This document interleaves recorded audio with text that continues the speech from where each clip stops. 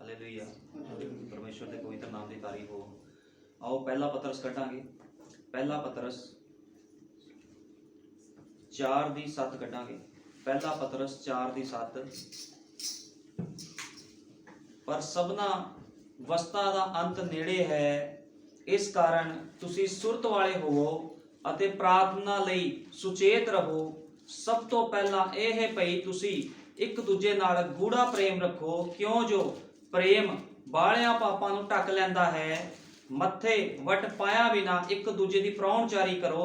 हरेक नूं जेही जिसकी दात मिली है उस नाल एक दूजे की टहल करो, जिवें परमेश्वर की बहुरंगी किरपा दे नेक मुख्तियारां नूं उचित है। जे कोई गल करे तां वो परमेश्वर दियां बाणियां दे अनुसार करे, जे कोई टहल करे तां वो समर्था दे अनुसार करे जो परमेश्वर दिंदा है, भई सबना गल्लां विचों यीशु मसीह दे राही परमेश्वर की महिमा की जावे, जिसकी महिमा अते पराक्रम जुगो जुग होवे। आमीन। आओ प्रार्थना करते हैं। हालेलुया। धन्यवाद प्यारे प्रभु यीशु मसीह। सचमुच मेरे महान खुदावंद प्रभु यीशु मसीह, तो अपने लोगों में हलीमी प्रेम चाहना है, आनंद चाहना है खुदावंदा प्रभु यीशु मसीह, क्योंकि तेरे लोग हमेशा प्रेम आनंद हलीमी ते दयालगी दे नाल भरे रहंदे हैं खुदावंदा प्रभु यीशु मसीह। लेकिन अज खुदावंद ये संसार घमंड दे नाल भर चुकिया है प्रभु जी, क्योंकि मेरे महान पिता जिहड़े लोकां ने प्रभु यीशु मसीह तेरे वचन दे विच रड़ा पा दिता खुदावंदा। तेरे वचन च लिखिया, तेरे वचन तेरी खुदावंद इस बाणी दे विचों कोई एक बिंदी भी टाल नहीं सकता प्रभु यीशु मसीह, एक अखर नूं भी इधर उधर नहीं कर सकता प्रभु जी। लेकिन अज लोकां ने सारी बाइबल नूं खराब कर दिता है प्रभु जी। तेरे नियमां कानूनां तेरी बाणी नूं प्रभु यीशु मसीह लोकां ने खराब किया है प्रभु जी। तो इहो जिहे लोकां नूं कदे बख्शेगा नहीं प्रभु जी। तो उन्हां लोकां नूं प्यार करदा है जो हलीम हन खुदावंदा, क्योंकि तू हलीमी विच अपने आप नूं प्रगट करदा है प्रभु यीशु मसीह। जिहड़े लोग वचन दे लई हलीम बनदे हन खुदावंदा ते तेरे वचन दे लई निंदिया सहंदे हन खुदावंदा प्रभु जी, तो उन्हां लोकां तो प्रसन्न होना है प्रभु जी। लेकिन बहुत लोग घमंड दे नाल अज भर चुके हैं प्रभु जी, ते इहो जिहे घमंडी लोकां नूं प्रभु जी तू पसंद नहीं करदा प्रभु जी। तो हमेशा अपने हलीम ते प्रभु जी नरम लोकां नूं पसंद करदा है प्रभु यीशु मसीह, जो वचन दे विच नम्र बने रहंदे हन खुदावंदा। तू दया कर, कृपा कर, इस स्थान 'च बोलण वाला कोई मांस ते लहू ना होवे प्रभु जी। तेरा पवित्र आत्मा इस स्थान दे विच आवे ते वचन नूं खोले खुदावंदा, ताकि हरेक दा हिरदा छिद जावे खुदावंदा। तू दया कर, कृपा कर, तेरे नाम प्रभु यीशु मसीह दे विच मंगदे हां। आमीन। हालेलुया। परमेश्वर दे पवित्र नाम दी तारीफ होवे। असीं एक होर पढ़ांगे, पहला पतरस 5:5 पढ़ांगे। पहला पतरस 5:5। इसे तरह हे जवानों बजुर्गां दे अधीन होवो, सगों तुसी सभे एक दूजे दी टहल करन लई मन दी हलीमी नाल लक बनो। इसलिए जो परमेश्वर हंकारियां दा सामना करदा पर हलीमा नूं किरपा बख्शदा है, सो अपने आप नूं परमेश्वर दे बलवंत हथ दे हेठ नीवियां करो, भई वो तुहानूं वेले सिर उच्चिया करे अते अपनी सारी चिंता उस उत्ते सड़ दिओ, उस दे उत्ते सुट दिओ, क्यों जो वो तुहाडा फिकर करदा है। सुचेत होवो, जागदे रहो। हुण खुदा दा वचन की कहंदा अपने आप नूं हलीम करो, नीवा करो। लेकिन अज संसार दे विच की अज लोग हलीम ते नीवे नहीं है, क्योंकि इस युग दे नबी ने क्या है, कहंदा नबी ने क्या अपनी नज़र दे विच कदे भी कोई वड्डा ना बने। अज हर एक भैन भाई कोई भी है, चाहे संसार दे विच जिन्ने लोग वचन तो बाहर अपनी नज़र च वड्डा बनना चाहते, समझदार बनना चाहते, अज शरीरक मत ते बुद्ध लैके हर कोई वड्डा बनना चाहता है। वो सोचदा मैं सही हाँ, हर भैन भाई सोचदा मैं सही हाँ, मेरे को पैसा मैं सही हाँ, मेरे को समझ मैं सही हाँ, मेरे को कारां गड्डियां, मेरे को कोठियां, शायद मैं ही सही हाँ। लेकिन मैं तुहानूं दसना चाहना, शरीरक बुद्ध वाले मनुख दिखण 'च बहुत वधिया लगदे आ, उन्हां दी पर्सनैलिटी बहुत वधिया हुंदी आ, लेकिन वो सही नहीं हुंदे। सही हमेशा वो मनुख हुंदा आ जिहड़ा वचन दे नाल भरिया रहिंदा आ ते वचन नूं पहल दिंदा आ, क्योंकि शरीरक मनुखा ते आत्मिक मनुखा 'च बहुत फर्क हुंदा है। अज हर बंदा अपनी समझ दे नाल चलना चाहता है, लेकिन बाइबल दे विच लिखिया अपनी समझ दा सहारा ना लवी। जिहड़ा मनुख अपनी समझ दा सहारा लैंदा वो विपता 'च पैंदा है, मुसीबतां दे विच पैंदा, उहनूं शैतान घेर लैंदा आके। लेकिन जिहड़ा वचन दे दायरे विच चलदा, चाहे उहनूं बीमारियां घेर लैण, चाहे उन्होंने तंगियां मुसीबतां घेर लैण, लेकिन पवित्र आत्मा पिलर ऑफ फायर की करदा आके उहदी गवाही करदा है। ਜਦੋਂ ਅਯੂਬ ਨੂੰ ਬਿਮਾਰੀਆਂ ਨੇ ਘੇਰਿਆ, ਮੁਸੀਬਤਾਂ ਨੇ ਘੇਰਿਆ, ਤੇ ਉਹਨੇ ਆਪਣੇ ਆਪ ਨੂੰ, ਉਹ ਲੜਿਆ ਨਹੀਂ ਕਿਸੇ ਦੇ ਨਾਲ, ਉਹਨੇ ਆਪਣੇ ਆਪ ਨੂੰ ਖੁਦਾ ਦੇ ਅੱਗੇ ਨੀਵਾਂ ਕੀਤਾ। ਤੇ ਕੀ ਹੋਇਆ? ਉਹਦੀ ਬਿਮਾਰੀਆਂ ਦੇ ਅੱਗੇ ਪਿਲਰ ਆਫ ਫਾਇਰ ਖੜਾ ਹੋ ਗਿਆ ਆ ਕੇ। ਪਰਮੇਸ਼ਵਰ ਉਹਦੀ ਬਿਮਾਰੀਆਂ ਦੇ ਅੱਗੇ ਖੜਾ ਹੋ ਗਿਆ, ਤੇ ਜਿੰਨਾ ਸ਼ੈਤਾਨ ਨੇ ਉਹਦਾ ਨੁਕਸਾਨ ਕੀਤਾ ਸੀ, ਉਸ ਤੋਂ ਦੁੱਗਣਾ ਪਰਮੇਸ਼ਵਰ ਨੇ ਅਯੂਬ ਨੂੰ ਦਿੱਤਾ। ਕਿਉਂ ਦਿੱਤਾ? ਕਿਉਂਕਿ ਵਚਨ ਦੇ ਲਈ ਅਧੀਨ ਸੀਗਾ, ਉਹਦਾ ਜੀਵਨ ਸਮਰਪਿਤ ਸੀਗਾ, ਉਹਦੀ ਸੇਵਕਾਈ ਪ੍ਰਕਾਸ਼ਨ ਦੇ ਦੁਆਰਾ ਸੀਗੀ। ਇਸੇ ਤਰ੍ਹਾਂ ਭਾਈ ਬ੍ਰੈਨਮ ਨੇ ਕਿਹਾ, ਬਹੁਤ ਲੋਕ ਆਪਣੀ ਨਜ਼ਰਾਂ 'ਚ ਵੱਡੇ ਬਣਨਾ ਚਾਹੁੰਦੇ ਆ। ਬਹੁਤ ਭੈਣ ਭਾਈ ਆ ਜਿਹੜੇ ਘਰਾਂ ਦੇ ਵਿੱਚ ਆਪਣੇ ਆਪ ਨੂੰ ਵੱਡਾ ਸਮਝਦੇ, ਉਹ ਕਹਿੰਦੇ ਅਸੀਂ ਆਪਣੀ ਚੌਧਰ ਚਲਾਵਾਂਗੇ। ਬਹੁਤ ਭੈਣਾਂ ਆ, ਬਹੁਤ ਲੋਕ ਆ, ਬਹੁਤ ਭਾਈ, ਹਰ ਕੋਈ ਚਾਹੁੰਦਾ ਵੀ ਮੈਂ ਆਪਣੀ ਚੌਧਰ ਚਲਾਵਾਂ, ਮੈਂ ਆਪਣੇ ਆਪ ਨੂੰ ਵੱਡਾ ਕਰਾਂ। ਲੇਕਿਨ ਇਹ ਸਾਰੇ ਕਿਹੜੇ ਲੋਕ ਆ? ਇਹਨਾਂ ਨੂੰ ਬਾਈਬਲ ਕੀ ਕਹਿੰਦੀ? ਮੂਰਖ। ਇਹ ਸਭ ਦੇ ਸਭ ਮੂਰਖ ਲੋਕ ਆ, ਕਿਉਂਕਿ ਜਿਹੜਾ ਮਨੁੱਖ ਵਚਨ ਦੇ ਵਿੱਚ ਹਲੀਮ ਬਣਿਆ ਰਹਿੰਦਾ, ਖੁਦਾਵੰਦ ਕਿਹਨੂੰ ਪਸੰਦ ਕਰਦਾ? ਇਹੋ ਜਿਹੇ ਮਨੁੱਖਾਂ ਨੂੰ ਪਸੰਦ ਕਰਦਾ ਜਿਹੜਾ ਵਚਨ 'ਚ ਹਲੀਮ ਬਣਦਾ ਆ। ਲੇਕਿਨ ਜਿਹੜੀ ਸੱਪ ਦੀ ਸੰਤਾਨਾਂ ਆ, ਨਬੀ ਨੇ ਕਿਹਾ ਬਹੁਤ ਤੇਜ਼ ਤੇ ਤਰਾਰ ਆ, ਬਹੁਤ ਚਲਾਕ ਨੇ ਸੱਪ ਦੀਆਂ ਸੰਤਾਨਾਂ। ਤੁਹਾਨੂੰ ਪਤਾ ਜਦੋਂ ਕੈਨ ਤੇ ਹਾਬਲ ਬਲੀ ਚੜਾਉਣ ਗਏ ਸੀਗੇ ਪ੍ਰਭੂ ਦੇ ਕੋਲ, ਤੇ ਕੀ ਹੋਇਆ ਸੀ? ਉਹਨੇ ਕੈਨ ਦੀ ਬਲੀ ਨੂੰ ਸਵੀਕਾਰ ਨਹੀਂ ਕੀਤਾ ਸੀ, ਕਿਉਂਕਿ ਕੈਨ ਆਪਣੀ ਸਮਝ ਦੇ ਸਹਾਰੇ ਦੇ ਨਾਲ ਗਿਆ, ਆਪਣੀ ਸਮਝ ਦੇ ਨਾਲ ਫਲ ਫਰੂਟ ਲੈ ਗਿਆ, ਜੋ ਵੀ ਖੇਤ ਦਾ ਸਾਗ ਪਾਸੀ ਜੋ ਕੁਝ ਵੀ ਉਹ ਲੈ ਕੇ ਜਾਣਾ ਚਾਹੁੰਦਾ ਸੀ, ਬੜੀ ਸਫਾਈ ਦੇ ਨਾਲ ਲੈ ਕੇ ਗਿਆ। ਲੇਕਿਨ ਪਰਮੇਸ਼ਵਰ ਨੇ ਉਹਦੀ ਬਲੀ ਨੂੰ ਸਵੀਕਾਰ ਨਹੀਂ ਕੀਤਾ। ਲੇਕਿਨ ਜਿਹੜਾ ਹਾਬਲ ਸੀਗਾ, ਹਾਬਲ ਪ੍ਰਕਾਸ਼ਨ ਦੇ ਦੁਆਰਾ ਗਿਆ, ਕੈਨ ਪ੍ਰਕਾਸ਼ਨ ਦੇ ਦੁਆਰਾ ਨਹੀਂ ਗਿਆ। ਜਿਹੜਾ ਕੈਨ ਸੀਗਾ ਆਪਣੀ ਸਮਝ ਦਾ ਸਹਾਰਾ ਲੈ ਕੇ ਗਿਆ ਸੀਗਾ, ਤੇ ਆਪਣੀ ਸਮਝ ਦਾ ਸਹਾਰਾ ਸ਼ੈਤਾਨ ਦਾ ਸਹਾਰਾ ਹੁੰਦਾ ਆ। ਜਿਹੜਾ ਮਨੁੱਖ ਆਪਣੀ ਸਮਝ ਦੇ ਨਾਲ ਚੱਲਦਾ ਆ, ਉਹ ਸ਼ੈਤਾਨ ਦੇ ਵਸ 'ਚ ਹੁੰਦਾ। ਲੇਕਿਨ ਜਿਹੜੇ ਹਲੀਮ ਲੋਕ ਹੁੰਦੇ, ਉਹ ਕਹਿੰਦੇ ਪ੍ਰਭੂ ਸਾਨੂੰ ਕਿਸੇ ਚੀਜ਼ ਦਾ ਨਹੀਂ ਪਤਾ, ਸਾਨੂੰ ਕਾਸੇ ਦਾ ਨਹੀਂ ਪਤਾ ਵੀ ਸਾਡਾ ਘਰ ਕਿੱਦਾਂ ਚੱਲੂ, ਅਸੀਂ ਕਿੱਦਾਂ ਕੀ ਕਰਨਾ ਨਹੀਂ ਕਰਨਾ, ਜੋ ਵੀ ਕਰੇਗਾ ਪ੍ਰਭੂ ਜੀ ਤੂੰ ਕਰੇਗਾ, ਤੂੰ ਸਾਡੇ ਜੀਵਨ 'ਚ ਕੰਮ ਕਰ। ਫਿਰ ਪਰਮੇਸ਼ਵਰ ਉਹਨਾਂ ਦੀ ਅਗਵਾਈ ਕਰਦਾ। ਤੇ ਜਿਹੜਾ ਹਾਬਲ ਸੀਗਾ, ਹਾਬਲ ਇੱਕ ਮੇਮਨੇ ਨੂੰ ਲੈ ਕੇ ਗਿਆ, ਇੱਕ ਲੇਲੇ ਨੂੰ ਲੈ ਕੇ ਗਿਆ, ਘੜੀਸਦਾ ਹੋਇਆ, ਉਹਨੇ ਕੋਈ ਵਧੀਆ ਕੱਪੜੇ ਨਹੀਂ ਸੀ ਪਾਏ, ਤੇ ਉਹ ਜਦੋਂ ਗਿਆ ਤੇ ਉਹਨੂੰ ਪਤਾ ਸੀਗਾ ਵੀ ਪਰਮੇਸ਼ਵਰ ਨੂੰ ਕਿੱਦਾਂ ਖੁਸ਼ ਕਰਨਾ, ਕਿਉਂਕਿ ਉਹਦੇ ਅੰਦਰ ਹਲੀਮੀ ਸੀਗੀ, ਖੁਦਾ ਦੇ ਪ੍ਰਤੀ ਪ੍ਰੇਮ ਸੀਗਾ। ਇਸ ਕਰਕੇ ਖੁਦਾਵੰਦ ਕਿੰਨਾ ਲੋਕਾਂ ਦੇ ਉੱਪਰ ਆਪਣਾ ਪ੍ਰਕਾਸ਼ਨ ਉਡਾਉਂਦਾ ਆ, ਕਿੰਨਾ ਲੋਕਾਂ ਦੇ ਉੱਪਰ ਆਪਣਾ ਪ੍ਰਕਾਸ਼ਨ ਫੈਲਾਉਂਦਾ। ਜਿਹੜੇ ਲੋਕ ਹਲੀਮ ਹੁੰਦੇ ਆ, ਉਹ ਹਲੀਮਾਂ ਦੇ ਉੱਪਰ ਆਪਣਾ ਪ੍ਰਕਾਸ਼ ਫੈਲਾਉਂਦਾ ਆ।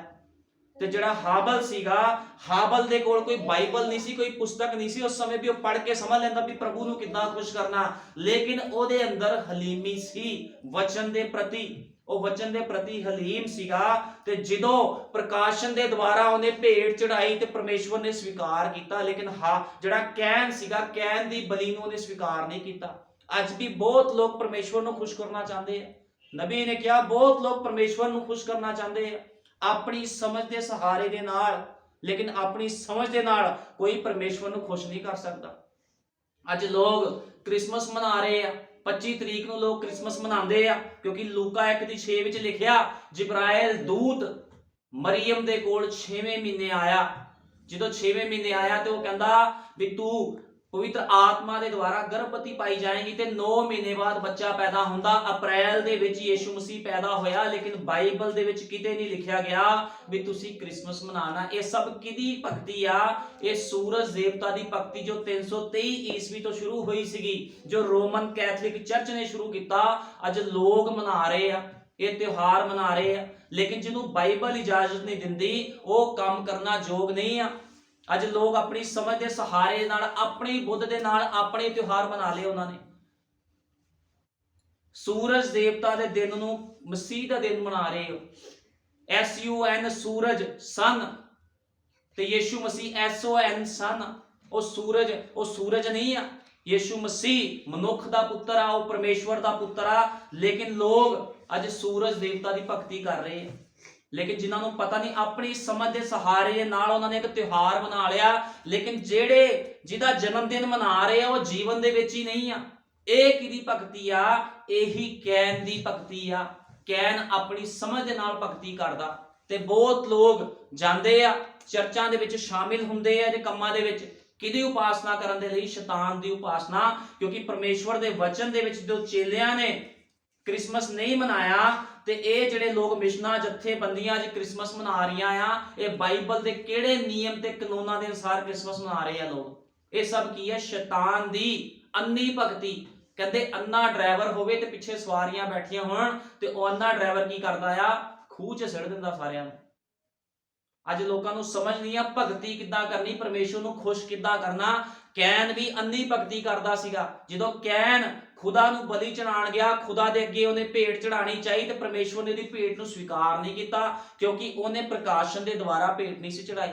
ਖੁਦਾ ਵੱਲ ਭਗਤੀ ਵੀ ਉਹਦੀ ਮੰਨਦਾ ਆ, ਭਗਤੀ ਵੀ ਉਹਦੀ ਸਵੀਕਾਰ ਕਰਦਾ ਜਿਹੜਾ ਪ੍ਰਕਾਸ਼ਨ ਦੇ ਦੁਆਰਾ ਭਗਤੀ ਕਰਦਾ। ਲੇਕਿਨ ਅੱਜ ਲੋਕ ਆਪਣੀ ਸਮਝ ਦੇ ਦੁਆਰਾ ਭਗਤੀ ਕਰਨਾ ਚਾਹੁੰਦੇ ਆ। ਉਹ ਸੋਚਦੇ ਪਰਮੇਸ਼ਵਰ ਨੂੰ ਅਸੀਂ ਇਦਾਂ ਖੁਸ਼ ਕਰ ਲਾਂਗੇ, ਉਦਾਂ ਖੁਸ਼ ਕਰ ਲਾਂਗੇ, ਲੇਕਿਨ ਪਰਮੇਸ਼ਵਰ ਆਪਣੇ ਨਿਯਮਾਂ ਕਾਨੂੰਨਾਂ ਤੋਂ ਬਾਹਰ ਹੋ ਕੇ ਕਦੇ ਖੁਸ਼ ਨਹੀਂ ਹੁੰਦਾ। ਜੋ ਖੁਦਾ ਨੇ ਵਚਨ ਦੇ ਅਨੁਸਾਰ ਹੀ ਖੁਸ਼ ਹੋਣਾ ਆ, ਵਚਨ ਦੇ ਅਨੁਸਾਰ ਹੀ ਉਹਦੀ ਭਗਤੀ ਕੀਤੀ ਜਾ ਸਕਦੀ ਆ। ਬਿਨਾਂ ਵਚਨ ਦੇ ਅਨੁਸਾਰ, ਬਿਨਾਂ ਉਹਦੀ ਸ਼ਰ੍ਹਾ ਦੇ ਅਨੁਸਾਰ ਕੋਈ ਵੀ ਉਹਨੂੰ ਖੁਸ਼ ਨਹੀਂ ਕਰ ਸਕਦਾ। ਜੋ ਕਾਨੂੰਨ, ਵਿਧੀਆਂ, ਨਿਯਮ ਪਰਮੇਸ਼ਵਰ ਨੇ ਬਣਾਏ ਆ, ਉਹਦੇ ਅਨੁਸਾਰ ਹੀ ਪਰਮੇਸ਼ਵਰ ਖੁਸ਼ ਹੁੰਦਾ ਆ। ਇਸ ਕਰਕੇ ਬਾਈਬਲ ਬਿਆਨ ਕਰਦੀ ਆਪਣੀ ਸਮਝ ਦਾ ਸਹਾਰਾ ਨਾ ਲੈਣਾ। ਨਹੀਂ ਤਾਂ ਪਰਮੇਸ਼ਵਰ ਕਹਿ ਸਕਦਾ ਸੀ ਵਚਨ 'ਚ ਵੀ ਤੁਸੀਂ ਆਪਣੀ ਸਮਝ ਦਾ ਸਹਾਰਾ ਲੈ ਲਓ, ਤੁਸੀਂ ਤਾਂ ਖੁਦਾ ਦੇ ਲੋਕ ਹੋ। ਕਿਉਂ ਉਹਨੇ ਕਿਹਾ ਵੀ ਆਪਣੀ ਸਮਝ ਦਾ ਸਹਾਰਾ ਨਹੀਂ ਲੈਣਾ? ਇਹੀ ਵਜ੍ਹਾ ਸੀ ਉਹ ਕਹਿੰਦਾ ਆਪਣੀ ਸਮਝ ਦਾ ਸਹਾਰਾ ਕਦੇ ਨਾ ਲਓ, ਹਮੇਸ਼ਾ ਪਵਿੱਤਰ ਆਤਮਾ ਦਾ ਸਹਾਰਾ ਲਓ, ਹਮੇਸ਼ਾ ਖੁਦਾ ਦੇ ਵਚਨ ਨੂੰ ਪਹਿਲ ਦਿਓ। ਖੁਦਾ ਦਾ ਵਚਨ ਦੱਸੂਗਾ ਕੀ ਸਹੀ ਤੇ ਕੀ ਗਲਤ ਆ। ਲੇਕਿਨ ਅੱਜ ਲੋਕ ਕ੍ਰਿਸਮਸ ਮਨਾ ਰਹੇ ਆ, ਸ਼ਰਾਬਾਂ ਪੀ ਰਹੇ ਆ, ਗਲਤ ਕੰਮ ਕਰ ਰਹੇ ਆ, ਭੰਗੜੇ ਪਾ ਰਹੇ, ਲੇਕਿਨ ਯੀਸ਼ੂ ਮਸੀਹ ਉਹਨਾਂ ਦੇ ਜੀਵਨ ਦੇ ਵਿੱਚ ਨਹੀਂ ਆ। ਉਹਨਾਂ ਨੂੰ ਇਹ ਹੀ ਨਹੀਂ ਪਤਾ ਜਿਹੜੇ ਖੁਦਾ ਨੂੰ ਅਸੀਂ ਮੰਨਦੇ ਆ ਉਹ ਹੈ ਕਿੰਨੇ ਆ, ਇੱਕ ਆ ਕਿ ਤਿੰਨ। ਅੱਜ ਲੋਕਾਂ ਨੂੰ ਕੁਝ ਨਹੀਂ ਪਤਾ, ਕਿਉਂਕਿ ਇਹ ਲੋਕ ਘਮੰਡ ਦੇ ਨਾਲ ਭਰੇ ਹੋਏ ਆ। ਘਮੰਡੀਆਂ ਦੇ ਕੋਲ ਖੁਦਾ ਨਹੀਂ ਉਤਰਦਾ, ਹਲੀਮਾਂ ਦੇ ਕੋਲ ਖੁਦਾ ਉਤਰਦਾ ਹੈ। ਤੁਹਾਨੂੰ ਪਤਾ ਜਦੋਂ ਅਸੀਂ ਪਤਰਸ ਦੇ ਬਾਰੇ ਪੜ੍ਹਦੇ ਹਾਂ, ਅਸੀਂ ਮੱਤੀ ਕੱਢਾਂਗੇ ਪਹਿਲਾਂ, ਮੱਤੀ 23 ਦੀ 12।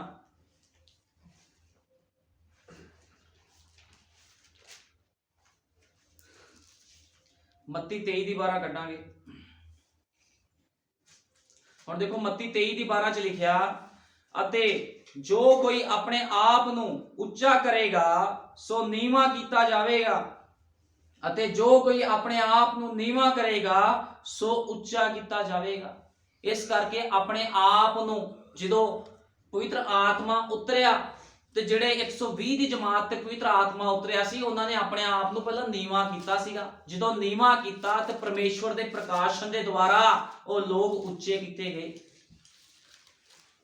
ਇਸੇ ਤਰ੍ਹਾਂ ਅੱਜ ਖੁਦਾ ਵੀ ਆ।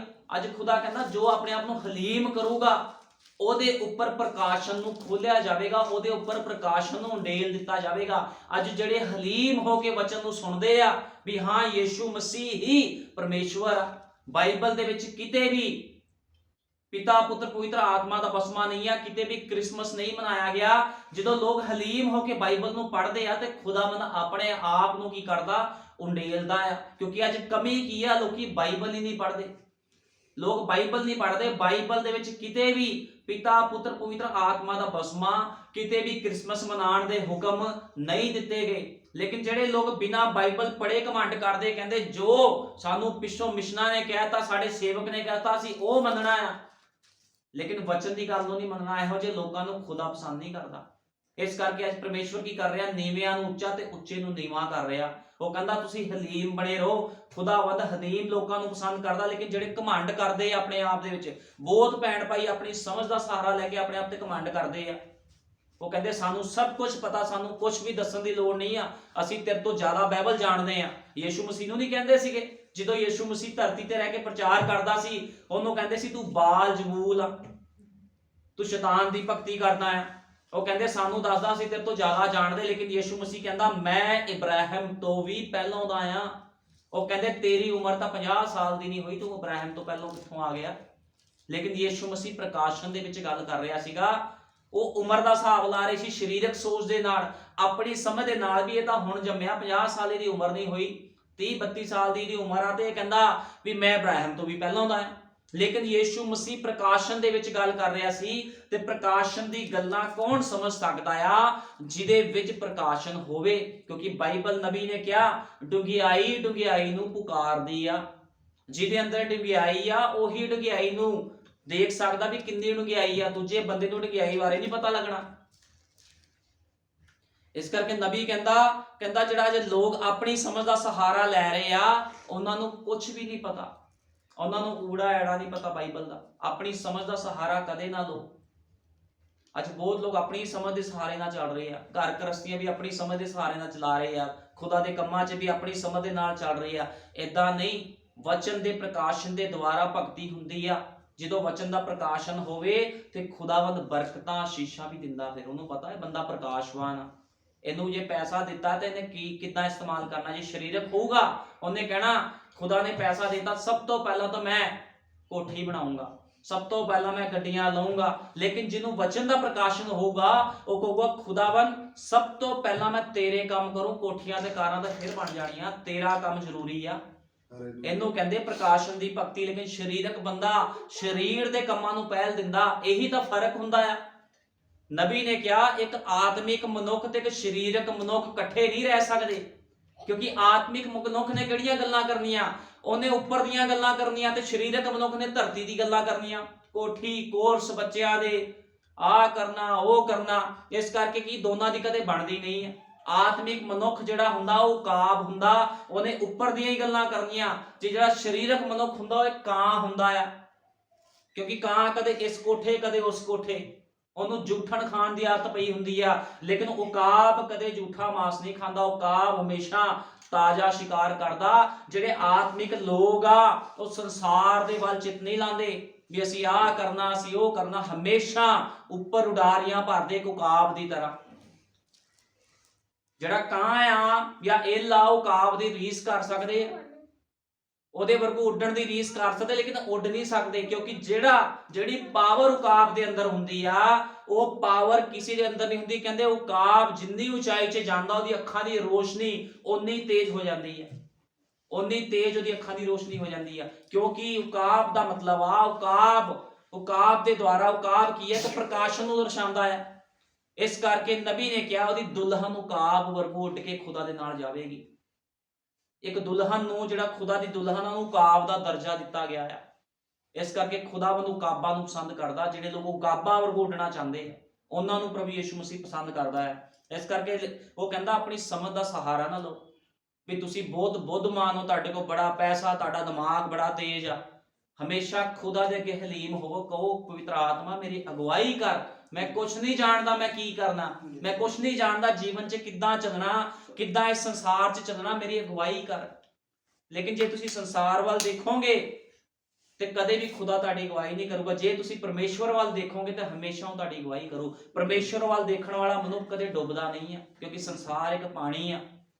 ਜਦੋਂ ਪਤਰਸ ਪਰਮੇਸ਼ਵਰ ਵੱਲ ਯਿਸੂ ਮਸੀਹ ਵੱਲ ਦੇਖ ਰਹੇ ਸੀ ਉਹ ਚੱਲਦਾ ਗਿਆ, ਜਦੋਂ ਉਹਨੇ ਪਾਣੀ ਵੱਲ ਦੇਖਿਆ ਤੇ ਬਾਈਬਲ ਬਿਆਨ ਕਰਦੀ ਉਹ ਡੁੱਬਣਾ ਸ਼ੁਰੂ ਹੋ ਗਿਆ।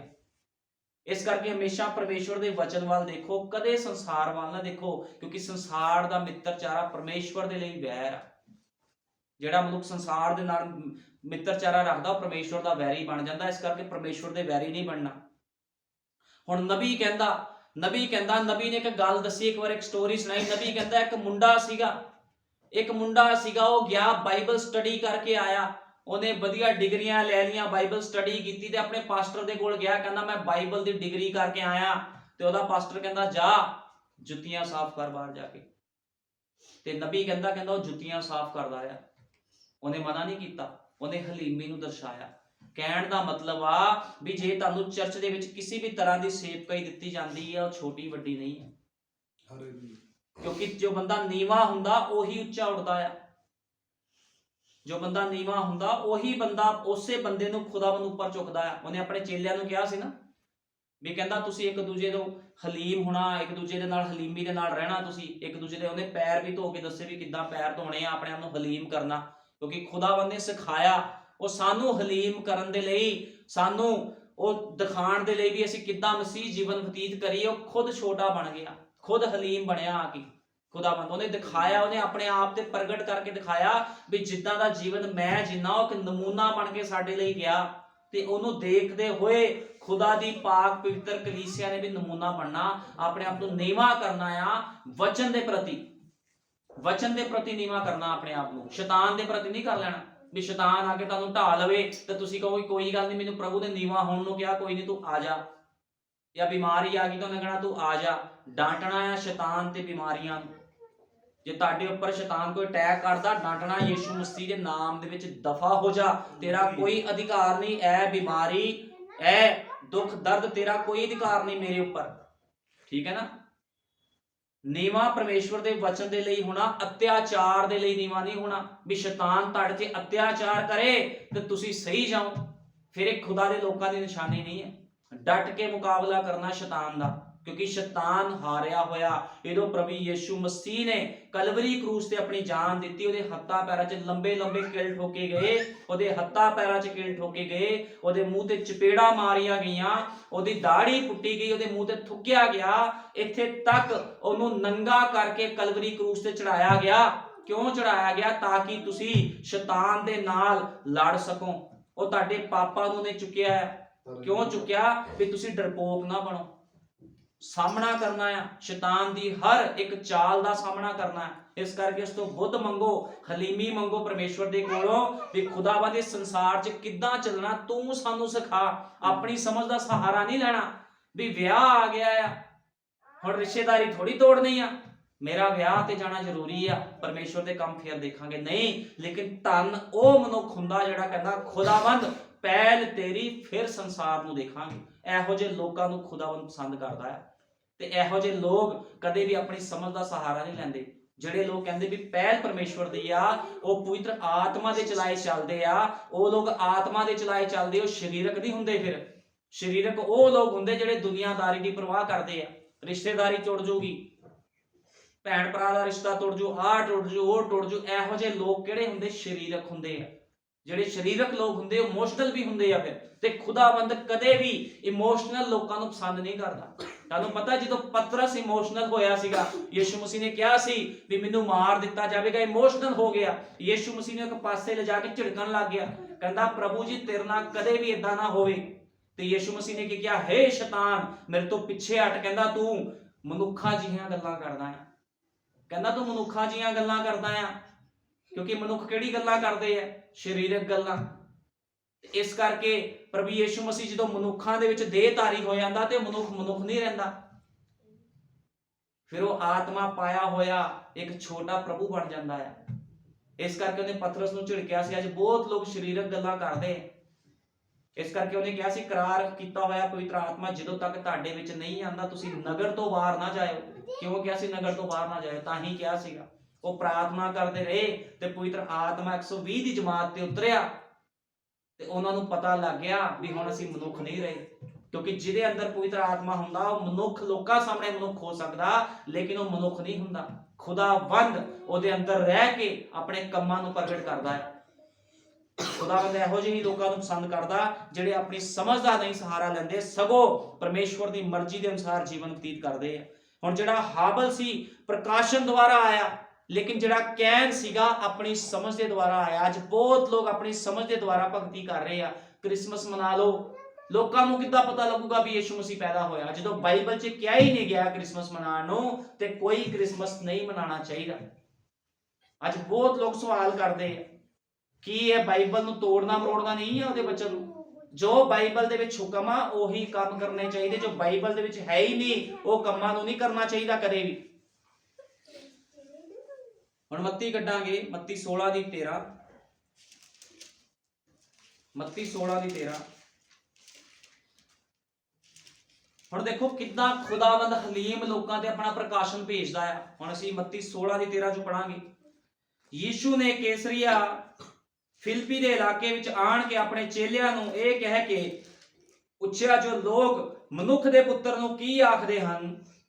ਉਹ ਬੋਲੇ, ਕਈ ਤਾਂ ਯਹੂਨਾ ਬਸਮਾ ਦੇਣ ਵਾਲੇ ਕਹਿੰਦੇ ਹਨ, ਅਤੇ ਕਈ ਏਲੀਆ, ਅਤੇ ਕਈ ਯਿਰਮੀਆ ਜਾਂ ਨਬੀਆਂ ਵਿੱਚੋਂ ਕੋਈ। ਉਸਨੇ ਉਹਨਾਂ ਨੂੰ ਕਿਹਾ, ਪਰ ਤੁਸੀਂ ਮੈਨੂੰ ਕੀ ਕਹਿੰਦੇ ਹੋ ਜੋ ਮੈਂ ਕੌਣ ਹਾਂ?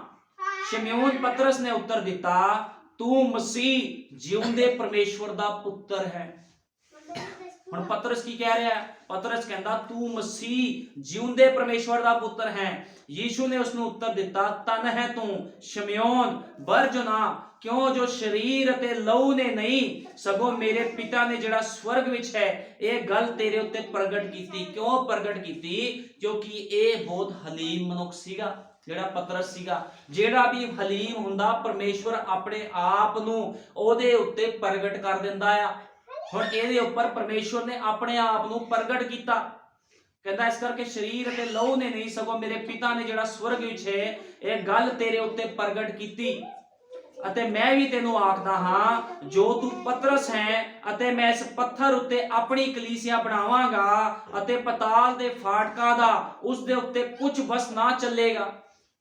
ਉਹ ਕਹਿੰਦਾ ਕੁਝ ਵੀ ਵਸ ਨਹੀਂ ਚੱਲੂਗਾ, ਮੈਂ ਤੇਰੇ ਉੱਤੇ ਆਪਣੀ ਕਲੀਸਿਆ ਬਣਾਵਾਂਗਾ। ਮੈਂ ਸਵਰਗ ਦੇ ਰਾਜ ਦੀਆਂ ਕੁੰਜੀਆਂ ਤੈਨੂੰ ਦਿਆਂਗਾ ਅਤੇ ਜੋ ਕੁਝ ਤੂੰ ਧਰਤੀ ਤੇ ਬੰਨੇਗਾ ਸਵਰਗ ਵਿੱਚ ਬੰਨਿਆ ਜਾਵੇਗਾ ਅਤੇ ਜੋ ਕੁਝ ਤੂੰ ਧਰਤੀ ਉੱਤੇ ਖੋਲੇਗਾ ਸਵਰਗ ਵਿੱਚ ਖੋਲ ਦਿੱਤਾ ਜਾਵੇਗਾ। ਤਦ ਉਸਨੇ ਚੇਲਿਆਂ ਨੂੰ ਤਾਕੀਦ ਕੀਤੀ ਭਈ ਕਿਸੇ ਨੂੰ ਨਾ ਦੱਸੋ ਜੋ ਮੈਂ ਮਸੀਹ ਹਾਂ। ਉਹ ਆਪਣੇ ਆਪ ਨੂੰ ਪ੍ਰਗਟ ਕਰ ਦਿੱਤਾ ਪਤਰਸ ਦੇ ਦੁਆਰਾ ਵੀ ਉਹੀ ਮਸੀਹ ਸੀਗਾ। ਲੇਕਿਨ ਮਾਂਸ ਤੇ ਲਹੂ ਨੇ ਨਹੀਂ ਪ੍ਰਗਟ ਕੀਤਾ। ਯੀਸ਼ੂ ਮਸੀਹ ਕਹਿੰਦਾ ਮੇਰੇ ਪਿਤਾ ਨੇ ਤੇਰੇ ਉੱਤੇ ਪ੍ਰਗਟ ਕੀਤਾ, ਕਿਉਂਕਿ ਪਤਰਸ ਹਲੀਮੀ ਦੇ ਨਾਲ ਭਰਿਆ ਹੋਇਆ ਸੀ। ਅੱਜ ਵੀ ਖੁਦਾਵੰਦ ਉਹਨਾਂ ਹਲੀਮ ਲੋਕਾਂ ਦੇ ਉੱਪਰ ਆਪਣੇ ਆਪ ਨੂੰ ਪ੍ਰਗਟ ਕਰਦਾ ਆ ਵੀ ਮੈਂ ਕੌਣ ਆ। ਪਿਤਾ ਪੁੱਤਰ ਪਵਿੱਤਰ ਆਤਮਾ ਦੇ ਭੇਤ ਨੂੰ ਉਹੀ ਲੋਕਾਂ ਦੇ ਉੱਪਰ ਪ੍ਰਗਟ ਕਰਦਾ ਆ ਵੀ ਜਿਹੜੇ ਹਲੀਮ ਲੋਕ ਆ ਉਹਨਾਂ ਨੂੰ ਪਤਾ ਲੱਗਦਾ ਵੀ ਪਿਤਾ ਪੁੱਤਰ ਪਵਿੱਤਰ ਆਤਮਾ ਕੀ ਸੀ। ਇੱਕ ਦੁਸ਼ਟਾਂਤ ਸੀਗਾ। ਜਿਹੜਾ ਬਸਮਾ ਆ ਉਹ ਪਿਤਾ ਪੁੱਤਰ ਪਵਿੱਤਰ ਆਤਮਾ ਦੇ ਨਾਮ 'ਚ ਨਹੀਂ ਆ, ਉਹ ਪ੍ਰਭੂ ਯੀਸ਼ੂ ਮਸੀਹ ਦੇ ਨਾਮ ਦੇ ਵਿੱਚ ਆ। ਕਿਉਂਕਿ ਪਿਤਾ ਪੁੱਤਰ ਪਵਿੱਤਰ ਆਤਮਾ ਇੱਕ ਟਾਈਟਲ ਆ, ਇੱਕ ਅਹੁਦਾ ਆ, ਲੇਕਿਨ ਇਹਦਾ ਪ੍ਰਕਾਸ਼ਨ, ਇਹਦਾ ਨਿਚੋੜ ਪ੍ਰਭੂ ਯੀਸ਼ੂ ਮਸੀਹ ਆ। ਉਸ ਸਮੇਂ ਤੋਂ ਯੀਸ਼ੂ ਆਪਣੇ ਚੇਲਿਆਂ ਨੂੰ ਦੱਸਣ ਲੱਗਾ ਭਈ ਮੈਂ ਜ਼ਰੂਰ ਹੈ ਜੋ ਯਰੂਸ਼ਲਮ ਨੂੰ ਜਾਵਾਂ ਅਤੇ ਬਜ਼ੁਰਗਾਂ ਅਤੇ ਪ੍ਰਧਾਨ ਜਾਜਕਾਂ ਤੇ ਗ੍ਰੰਥੀਆਂ ਦੇ ਹੱਥੋਂ ਬਹੁਤ ਦੁੱਖ ਝੱਲਾਂ ਅਤੇ ਮਾਰ ਦਿੱਤਾ ਜਾਵਾਂ ਅਤੇ ਤੀਜੇ ਦਿਨ ਜੀ ਉਠਾਂ। ਯੀਸ਼ੂ ਮਸੀਹ ਦੱਸ ਰਿਹਾ ਉਹਨਾਂ ਨੂੰ, ਕਹਿੰਦਾ ਵੀ ਮੈਂ ਗ੍ਰੰਥੀਆਂ ਦੇ ਹੱਥੋਂ, ਫੱਕੀ ਫਰੀਸੀਆਂ ਦੇ ਹੱਥੋਂ ਮਾਰ ਦਿੱਤਾ ਜਾਵਾਂ ਤੇ ਬਹੁਤ ਦੁੱਖ ਝੱਲਾਂ। ਕਹਿੰਦਾ ਆਪਣੇ ਬਾਰੇ ਉਹ ਦੱਸ ਰਿਹਾ। ਤਦ ਪਤਰਸ ਉਸ ਨੂੰ ਇੱਕ ਪਾਸੇ ਕਰਕੇ ਝਿੜਕਣ ਲੱਗਾ ਅਤੇ ਉਸ ਨੂੰ ਕਿਹਾ ਪ੍ਰਭੂ ਜੀ ਪਰਮੇਸ਼ਵਰ ਇਹ ਨਾ ਕਰੇ, ਤੇਰੇ ਲਈ ਇਹ ਕਦੇ ਨਾ ਹੋਵੇਗਾ। ਹੁਣ ਉਹ ਸਰੀਰ ਦੇ ਵਿੱਚ ਸੀਗਾ। ਹੁਣ ਮੈਂ ਤੁਹਾਨੂੰ ਇਸ ਕਰਕੇ ਦੱਸ ਰਿਹਾ ਆ, ਸਰੀਰਕ ਲੋਕਾਂ ਨੂੰ ਖੁਦਾ ਪਸੰਦ ਨਹੀਂ ਕਰਦਾ। ਉਹ ਸਰੀਰ 'ਚ ਸੀ, ਇਮੋਸ਼ਨਲ ਹੋ ਗਿਆ ਕਿਉਂਕਿ ਬੜੀ ਅਟੈਚਮੈਂਟ ਸੀਗੀ ਉਹਦੀ ਯੀਸ਼ੂ ਮਸੀਹ ਦੇ ਨਾਲ। ਬਹੁਤ ਜ਼ਿਆਦਾ ਅਟੈਚਮੈਂਟ ਹੋਣ ਦੇ ਕਾਰਨ ਉਹ ਝੱਲ ਨਹੀਂ ਸਕਿਆ ਇਸ ਗੱਲ ਨੂੰ ਕਿ ਉਹ ਝਿੜਕਣ ਲੱਗ ਗਿਆ। ਕਹਿੰਦਾ ਪ੍ਰਭੂ ਜੀ ਤੇਰੇ ਨਾਲ ਕਦੇ ਵੀ ਇਦਾਂ ਨਾ ਹੋਵੇ। ਅਤੇ ਉਸ ਨੂੰ ਕਿਹਾ ਪ੍ਰਭੂ ਜੀ ਪਰਮੇਸ਼ਵਰ ਇਹ ਨਾ ਕਰੇ, ਤੇਰੇ ਲਈ ਇਹ ਕਦੇ ਨਾ ਹੋਵੇਗਾ। ਪਰ ਉਸਨੇ ਮੁੜ ਕੇ ਪਤਰਸ ਨੂੰ ਆਖਿਆ ਹੇ ਸ਼ੈਤਾਨ ਮੇਰੇ ਤੋਂ ਪਿੱਛੇ ਹਟ। ਹੁਣ ਪ੍ਰਭੂ ਕਿਹਨੂੰ ਕਹਿ ਰਿਹਾ ਹੈ? ਕਿ ਪਤਰਸ ਨੂੰ ਕਹਿ ਰਿਹਾ। ਪਤਰਸ ਦੇ ਅੰਦਰ ਜਿਹੜੇ ਜਜ਼ਬਾਤ ਸੀਗੇ, ਜਿਹੜਾ ਇਮੋਸ਼ਨਲ ਪਨ ਸੀਗਾ, ਜਿਹੜਾ ਸਰੀਰਕ ਗੱਲ ਸੀਗੀ, ਉਹਨੂੰ ਕਹਿ ਰਿਹਾ ਸੀਗਾ ਪ੍ਰਭੂ ਹੇ ਸ਼ੈਤਾਨ ਮੇਰੇ ਤੋਂ ਪਿੱਛੇ ਹਟ। ਤੂੰ ਮੇਰੇ ਲਈ ਠੋਕਰ ਹੈ ਕਿਉਂ ਜੋ ਤੂੰ ਪਰਮੇਸ਼ਵਰ ਦੀਆਂ ਨਹੀਂ ਪਰ ਮਨੁੱਖਾਂ ਦੀਆਂ ਗੱਲਾਂ ਦਾ ਧਿਆਨ ਰੱਖਦਾ ਹੈ। ਤਦ ਯੀਸ਼ੂ ਨੇ ਆਪਣੇ ਚੇਲਿਆਂ ਨੂੰ ਕਿਹਾ ਜੇ ਕੋਈ ਮੇਰੇ ਪਿੱਛੇ ਆਉਣਾ ਚਾਹੇ ਤਾਂ ਆਪਣੇ ਆਪ ਦਾ ਇਨਕਾਰ ਕਰੇ। ਹੁਣ ਪਤਰਸ ਸੋਚਦਾ ਹੋਣਾ ਵੀ ਮੈਂ ਪ੍ਰਭੂ ਨਾਲ ਇੰਨਾ ਪਿਆਰ ਕਰਦਾ ਆ ਤੇ ਇਹ ਮੈਨੂੰ ਡਾਂਟ ਰਿਹਾ ਆ। ਅੱਜ ਇਸੇ ਤਰ੍ਹਾਂ ਜਿਹੜੇ ਸਰੀਰਕ ਮਨੁੱਖ ਹੁੰਦੇ ਆ, ਜਦੋਂ ਸੇਵਕ ਇੱਕ ਪਾਸਟਰ ਉਹਨਾਂ ਨੂੰ ਡਾਂਟਦਾ ਆ, ਕੋਈ ਇੱਕ ਗੱਲ ਦੀ ਉਹਨਾਂ ਨੂੰ ਚੇਤਾਵਨੀ ਦਿੰਦਾ ਤੇ ਉਹ ਗੁੱਸੇ ਹੋ ਕੇ ਚਲ ਜਾਂਦੇ ਆ। ਉਹ ਸੋਚਦੇ ਆ ਵੀ ਇਹ ਸਾਨੂੰ ਗਲਤ ਬੋਲਦਾ ਆ। ਲੇਕਿਨ ਮੈਂ ਤੁਹਾਨੂੰ ਦੱਸਣਾ ਚਾਹਨਾ ਆਤਮਿਕ ਮਨੁੱਖ ਕਦੇ ਗਲਤ ਨਹੀਂ ਬੋਲ ਸਕਦਾ। ਜਿਹੜਾ ਆਤਮਿਕ ਮਨੁੱਖ ਹੁੰਦਾ ਉਹਨੂੰ ਪ੍ਰਕਾਸ਼ ਹੁੰਦਾ ਆ ਵੀ ਇਹ ਬੰਦਾ ਸਰੀਰ 'ਚ ਆ, ਠੀਕ ਹੈ ਨਾ। ਉਹ ਸਰੀਰਕ ਮਨੁੱਖ ਨੂੰ ਅਗਾਹ ਕਰਦਾ, ਰੋਕਦਾ ਆ ਵੀ ਇਹ ਕੰਮ ਨਹੀਂ ਕਰਨਾ। ਹੁਣ ਪਤਰਸ ਨੇ ਤਾਂ ਇਹੀ ਸੋਚਿਆ ਹੋਣਾ ਵੀ ਮੈਂ ਪ੍ਰਭੂ ਮੇਰੇ ਬਾਰੇ ਕੀ ਕਹੀ ਜਾਂਦਾ, ਮੈਂ ਇਹਦੇ ਵਾਸਤੇ ਵਧੀਆ ਸੋਚ ਰਿਹਾ, ਮੈਨੂੰ ਕਹਿੰਦਾ ਸ਼ੈਤਾਨ ਪਿੱਛੇ ਹਟ। ਲੇਕਿਨ ਉਦੋਂ ਕੀ ਸੀ, ਉਹਦੇ ਅੰਦਰ ਪਵਿੱਤਰ ਆਤਮਾ ਨਹੀਂ ਸੀ। ਜਿਹੜਾ ਪਤਰਸ ਸੀ ਉਹ ਸਰੀਰ 'ਚ ਸੀਗਾ, ਉਹ ਪਰਮੇਸ਼ਵਰ ਦੀ ਗੱਲਾਂ ਨੂੰ ਸਮਝ ਨਹੀਂ ਪਾ ਰਿਹਾ ਸੀਗਾ। ਲੇਕਿਨ ਜਦੋਂ ਪਵਿੱਤਰ ਆਤਮਾ ਪਤਰਸ ਹੁਣਾਂ ਦੇ ਅੰਦਰ 120 ਦੀ ਜਮਾਤ ਦੇ ਵਿੱਚ ਆਇਆ ਤੇ ਇਹੀ ਪਤਰਸ ਕਹਿੰਦਾ ਮੈਨੂੰ ਪੁੱਠੀ ਸਲੀਬ ਦਿੱਤੀ ਜਾਵੇ। ਤੇ ਇਸੇ ਪਤਰਸ ਨੇ ਯੀਸ਼ੂ ਮਸੀਹ ਦਾ 3 ਵਾਰ ਇਨਕਾਰ ਕੀਤਾ ਸੀ ਜਦੋਂ ਸਰੀਰ 'ਚ ਸੀਗਾ। ਸਰੀਰ 'ਚ ਹੋਣ ਦੇ ਕਾਰਨ 3 ਵਾਰ ਇਨਕਾਰ ਕਰ ਗਿਆ। ਜਦੋਂ ਪਵਿੱਤਰ ਆਤਮਾ ਇਹਦੇ ਅੰਦਰ ਆਇਆ, ਉਹ ਹਲੀਮੀ ਇਹਦੇ ਅੰਦਰ ਆਈ ਤੇ ਕਹਿੰਦਾ ਪੁੱਠੀ ਸਲੀਬ ਦਿਓ। ਇਹਨੂੰ ਕਹਿੰਦੇ ਆ ਪ੍ਰਕਾਸ਼ਨ ਵਾਲਾ ਮਨੁੱਖ। ਜਦੋਂ ਪ੍ਰਕਾਸ਼ ਕਿਸ ਦੇ ਅੰਦਰ ਆਂਦਾ ਤੇ ਉਹ ਪ੍ਰਕਾਸ਼ ਆਪਣੇ ਪ੍ਰਕਾਸ਼ਨ ਦੇ ਦੁਆਰਾ ਬੰਦੇ ਨੇ ਚਲਾਉਂਦਾ, ਫਿਰ ਬੰਦਾ ਆਪਣੀ ਸਮਝ ਦਾ ਸਹਾਰਾ ਨਹੀਂ ਲੈ ਸਕਦਾ। ਜਿਹਦੇ ਅੰਦਰ ਖੁਦਾ ਦਾ ਪਵਿੱਤਰ ਆਤਮਾ ਆ ਜਾਂਦਾ ਆ, ਉਹ ਸਰੀਰਕ ਕੰਮਾਂ ਦੇ ਵਿੱਚ ਨਹੀਂ ਫਿਰ ਜਾਂਦਾ। ਉਹਨੂੰ ਖੁਦਾ ਗਵਾਹੀ ਕਰਦਾ ਤੂੰ ਕਿੱਥੇ ਜਾਏਗਾ ਕਿੱਥੇ ਨਹੀਂ ਜਾਏਗਾ, ਇਹ ਖੁਦਾਵੰਦ ਦੱਸਦਾ। ਪਤਰਸ ਹੁਣਾਂ ਨੂੰ ਪਵਿੱਤਰ ਆਤਮਾ ਉੱਥੇ ਉੱਥੇ ਲੈ ਕੇ ਗਿਆ ਜਿੱਥੇ ਜਿੱਥੇ ਖੁਦਾ ਦਾ ਆਤਮਾ ਇਹਨਾਂ ਨੂੰ ਕਹਿੰਦਾ ਸੀਗਾ, ਉੱਥੇ ਉੱਥੇ ਗਏ ਪ੍ਰਚਾਰ ਕਰਨ। ਆਪਣੀ ਮਰਜ਼ੀ ਨਾਲ ਕਿਸੇ ਸਥਾਨ ਤੇ ਨਹੀਂ ਗਏ। ਇਹ ਨਿਸ਼ਾਨੀ ਹੁੰਦੀ ਪਵਿੱਤਰ ਆਤਮਾ ਪਾਏ ਬੰਦੇ ਦੀ। ਕਈ ਵਾਰ ਹੁਣ ਯੀਸ਼ੂ ਮਸੀਹ ਨੂੰ ਕਹਿੰਦੇ ਸੀਗੇ, ਕਹਿੰਦੇ ਤੂੰ ਪਾਪੀਆਂ ਦੇ ਨਾਲ ਬਹਿਨਾ ਆ। ਹੁਣ ਉਹ ਲੋਕ ਸੋਚਦੇ ਸੀ ਅਸੀਂ ਧਰਮੀ ਆ, ਕਿਉਂਕਿ ਆਪਣੀ ਸਮਝ ਦੇ ਨਾਲ ਚੱਲਦੇ ਸੀਗੇ। ਹਲੀਮੀ ਇਹਨਾਂ ਲੋਕਾਂ ਦੇ ਅੰਦਰ ਹੈ ਨਹੀਂ ਸੀ, ਫੱਕੀ ਫਰੀਸੀਆਂ ਦੇ ਅੰਦਰ। ਤੇ ਯੀਸ਼ੂ ਮਸੀਹ ਨੇ ਕਹਿੰਦੇ ਸੀ ਪਾਪੀਆਂ ਨਾਲ ਖਾਂਦਾ ਤੇ ਬਹਿੰਦਾ ਆ, ਉਹਨਾਂ ਦੇ ਨਾਲ ਸੰਗਤੀਆਂ ਕਰਦਾ ਆ। ਇਸੇ ਤਰ੍ਹਾਂ ਜੇ ਲੋਕ ਵੀ ਕਹਿ ਦਿੰਦੇ ਆ, ਐਂਡ ਟਾਈਮ ਮੈਸੇਜ ਦੇ ਸੇਵਕ ਗਲਤ ਲੋਕਾਂ ਦੇ ਨਾਲ ਵੀ ਸੰਗਤੀ ਕਰਦੇ ਆ। ਲੇਕਿਨ ਹੋ ਸਕਦਾ ਪਵਿੱਤਰ ਆਤਮਾ ਉਹਨਾਂ ਨੂੰ ਗਲਤ ਲੋਕਾਂ ਦੇ ਵਿੱਚ ਲੈ ਕੇ ਜਾਂਦਾ ਹੋਵੇ ਤਾਂ ਕਿ ਉਹਨਾਂ ਦੇ ਜੀਵਨ ਬਚਾਏ ਜਾਣ। ਇਹ ਕੋਈ ਕੱਟੜਪੰਥੀ ਨਹੀਂ ਆ। ਜਿੱਥੇ ਪਵਿੱਤਰ ਆਤਮਾ ਕਿਸੇ ਆਤਮਾ ਪਾਏ ਹੋਏ ਮਨੁੱਖ ਨੂੰ ਲੈ ਕੇ ਜਾਂਦਾ, ਉਸ ਬੰਦੇ ਨੇ ਉੱਥੇ ਜਾਣਾ ਹੀ ਜਾਣਾ ਆ। ਉੱਥੇ ਪ੍ਰਚਾਰ ਉਹਨੇ ਕਰਨਾ ਹੀ ਕਰਨਾ ਵਚਨ ਦਾ। ਹੋ ਸਕਦਾ ਉੱਥੇ ਇੱਕ ਬਚ ਜਾਵੇ, ਦੋ ਬਚਣ, ਕੋਈ ਵੀ ਉੱਥੇ ਉਸ ਥਾਂ 'ਚ ਬਚ ਸਕਦਾ ਆ। ਇਸ ਕਰਕੇ ਜਿਹੜੇ ਸਰੀਰਕ ਲੋਕ ਆ ਸਰੀਰ ਦੀ ਮੱਤ ਦੇ ਨਾਲ ਚੱਲਦੇ ਆ। ਹੁਣ ਅਸੀਂ ਬਾਈਬਲ 'ਚ ਜਦੋਂ ਪੜ੍ਹਿਆ ਵੀ ਦੋ ਮਨੁੱਖ ਹੈਕਲ ਦੇ ਵਿੱਚ ਪ੍ਰਾਰਥਨਾ ਕਰਨ ਗਏ, ਇੱਕ ਕਹਿੰਦਾ ਪ੍ਰਭੂ ਜੀ ਮੈਂ ਆਹ ਕਰਦਾ, ਮੈਂ ਦੁਸ਼ਮਣ ਜਿੰਨਾ, ਮੈਂ ਤੇਰੇ 'ਚ ਵਧੀਆ ਚੱਲਦਾ ਆ। ਇੱਕ ਕਹਿੰਦਾ ਪ੍ਰਭੂ ਜੀ ਮੈਂ ਪਾਪੀ ਆ, ਮੇਰੇ ਤੇ ਦਇਆ ਕਰ। ਤੇ ਦਇਆ ਕਿੱਥੇ ਹੋਈ? ਦਇਆ ਉੱਤੇ ਹੋਈ ਜਿਹੜਾ ਹਲੀਮੀ ਨਾਲ ਕਹਿੰਦਾ ਸੀ ਮੈਂ ਪਾਪੀ ਆ, ਲੇਕਿਨ ਇੱਕ ਵੱਡੀਆਂ ਵੱਡੀਆਂ ਗੱਲਾਂ ਕਰ ਰਿਹਾ ਸੀ ਹੈਕਲ ਦੇ ਵਿੱਚ। ਮੈਂ ਤੇਰੇ ਦੇ ਲਈ ਦਾਨ ਦੁਸ਼ਮਣ ਜਿੰਨਾ, ਮੈਂ ਤੇਰੇ ਲਈ ਆਹ ਕਰਦਾ, ਤੇਰੇ ਲਈ ਉਹ ਕਰਦਾ। ਲੇਕਿਨ ਪ੍ਰਭੂ ਨੇ ਕਿਹਦੀ ਪ੍ਰਾਰਥਨਾ ਨੂੰ ਸੁਣਿਆ? ਜਿਹੜਾ ਬੰਦਾ ਕਹਿੰਦਾ ਸੀ ਪ੍ਰਭੂ ਜੀ ਮੈਂ ਪਾਪੀ ਆ, ਮੈਂ ਕੁਛ ਨਹੀਂ ਕਰਦਾ ਤੇਰੇ ਵਾਸਤੇ, ਮੇਰੇ ਪਾਪਾਂ ਨੂੰ क्षमा ਕਰ। ਪ੍ਰਭੂ ਉਸ ਬੰਦੇ ਤੇ ਦਇਆ ਕਰਦਾ ਜਿਹੜਾ ਹਲੀਮੀ ਦੇ ਨਾਲ ਉਹਦੇ ਅੱਗੇ ਘੁੱਟਨੇ ਟੇਕ ਕੇ ਕਹਿੰਦਾ ਪ੍ਰਭੂ ਜੀ ਮੈਂ ਪਾਪੀ ਆ, ਮੇਰੇ ਤੇ ਦਇਆ ਕਰ, ਮੈਨੂੰ ਕੁਛ ਨਹੀਂ ਪਤਾ। ਅੱਜ ਬਹੁਤ ਲੋਕ ਗਿਆਨ ਦੇ ਨਾਲ ਭਰੇ ਹੋਏ ਆ, ਸਾਨੂੰ ਬਾਈਬਲ ਦਾ ਆਹ ਪਤਾ, ਸਾਨੂੰ ਬਾਈਬਲ ਦਾ ਉਹ ਪਤਾ ਆ ਤਾਂ ਫਿਰ ਚੱਲਦੇ ਕਿਉਂ ਨਹੀਂ ਆ? ਚੱਲਣਾ ਕਿਨੇ? ਗਵਾਂਢੀਆਂ ਨੇ। ਚੱਲਣਾ ਵੀ ਖੁਦ ਪਵੇਗਾ, ਤੁਹਾਡੇ ਗਵਾਂਢੀ ਨੇ ਨਹੀਂ ਚੱਲਣਾ ਆ ਕੇ। ਇਸ ਕਰਕੇ ਖੁਦਾ ਕਹਿੰਦਾ ਆਪਣੀ ਸਮਝ ਦਾ ਸਹਾਰਾ ਨਾ ਲਓ। ਆਪਣੀ ਸਮਝ ਡੋਬ ਦਿੰਦੀ ਹੈ ਬੰਦੇ ਨੂੰ। ਜਦੋਂ ਚੱਲਣਾ ਪ੍ਰਕਾਸ਼ਨ ਦੇ ਦੁਆਰਾ ਚੱਲਣਾ, ਬਾਈਬਲ ਦੇ ਵਚਨ ਦੇ ਅਨੁਸਾਰ ਹੀ ਜੀਵਨ ਬਤੀਤ ਕਰਨਾ ਆ, ਏਦਾਂ ਜੀਵਨ ਨਹੀਂ ਬਤੀਤ ਕਰਨਾ। ਇਸ ਕਰਕੇ ਹਲੀਮ ਬਣੋ। ਜਿਹੜਾ ਬੰਦਾ ਹਲੀਮ ਨਹੀਂ ਬਣਦਾ ਫਿਰ ਖੁਦਾਬੰਦ ਉਹਦੇ ਜੀਵਨ 'ਚ ਕੰਮ ਨਹੀਂ ਕਰਦਾ। ਜੇ ਕੋਈ ਕਹਿੰਦਾ ਮੇਰੇ ਕੋਲ ਪੈਸਾ, ਮੇਰੇ ਕੋਲ ਧਨ ਦੌਲਤ ਆ, ਮੇਰੇ ਕੋਲ ਆਪਣੀ ਸਮਝ ਆ, ਮੈਂ ਤਾਂ ਰੋਬ ਦੇ ਨਾਲ ਘਰ ਚਲਾਉਂਗਾ, ਰੋਬ ਦੇ ਨਾਲ ਘਰ ਚਲਾਉਂਗੀ, ਮੈਂ ਤਾਂ ਦਬ ਲੂ, ਦਬਕਾ ਮਾਰ ਕੇ ਦਬ ਲੂੰਗਾ, ਦਬਕਾ ਮਾਰ ਕੇ ਦਬ ਲੂੰਗੀ, ਇਹ ਕੰਮ ਨਹੀਂ ਚੱਲਦੇ ਮਸੀਹ ਦੇ ਵਿੱਚ। ਮਸੀਹ ਉਹਨਾਂ ਲੋਕਾਂ ਨੂੰ ਪਿਆਰ ਕਰਦਾ ਜਿਹੜੇ ਨੀਵੇਂ ਬਣੇ ਰਹਿੰਦੇ, ਜਿਹੜਾ ਆਦਰ ਕਰਦੇ ਇੱਕ ਦੂਜੇ ਦਾ। ਅੱਜ ਤੁਸੀਂ ਦੇਖਿਆ ਹੋਊਗਾ ਘਰਾਂ ਦੇ ਵਿੱਚ ਨੋਹਾਂ ਸੱਸਾਂ ਨੂੰ ਦੱਬੀ ਜਾਂਦੀਆਂ ਆ, ਤੇ ਬਹੁਤ ਸੱਸਾਂ ਨੋਹਾਂ ਨੂੰ ਦੱਬੀਆਂ ਜਾਂਦੀਆਂ ਆ। ਹਰ ਪਾਸੇ ਪੁੱਠਾ ਸਿੱਧਾ ਹੀ ਕੰਮ ਚੱਲ ਰਿਹਾ ਹੈ। ਲੇਕਿਨ ਖੁਦਾਵੰਦ ਕਹਿੰਦਾ ਹਲੀਮੀ ਹੋਣੀ ਚਾਹੀਦੀ ਹੈ, ਹਲੀਮੀ ਹੋਣੀ ਚਾਹੀਦੀ ਹੈ। ਹਰ ਇੱਕ ਦੇ ਅੰਦਰ ਹਲੀਮੀ ਹੋਣੀ ਚਾਹੀਦੀ। ਜਿਹੜਾ ਕਹਿੰਦਾ ਵੀ ਮੈਂ ਪਰਮੇਸ਼ਵਰ ਦੇ ਵਚਨ ਨੂੰ ਮੰਨਦਾ ਆ, ਮੰਨਦੀ ਆ, ਉਹਦੇ ਅੰਦਰ ਹਲੀਮੀ, ਪ੍ਰੇਮ, ਆਨੰਦ, ਸ਼ਾਂਤੀ, ਧੀਰਜ, ਦਿਆਲਗੀ, ਪ੍ਰੇਮ ਤੇ ਭਰਪਣ ਦਾ ਪ੍ਰੇਮ ਹੋਣਾ ਬਹੁਤ ਜ਼ਰੂਰੀ ਆ। ਜੇ ਨਹੀਂ ਆ ਤੇ ਉਹ ਬੰਦਾ ਫਿਰ ਸਰੀਰਕ ਆ, ਤੇ ਸਰੀਰ ਦਾ ਮਤਲਬ ਹੁੰਦਾ ਸ਼ੈਤਾਨ। ਕਿਉਂਕਿ ਯੀਸ਼ੂ ਮਸੀਹ ਨੇ ਕੀ ਕਿਹਾ ਸੀਗਾ? ਸਰੀਰ 'ਚ ਗੱਲਾਂ ਕਰ ਰਹੇ ਸੀ ਪਤਰਸ, ਕਹਿੰਦਾ ਸ਼ੈਤਾਨ ਮੇਰੇ ਤੋਂ ਪਿੱਛੇ ਹਟ।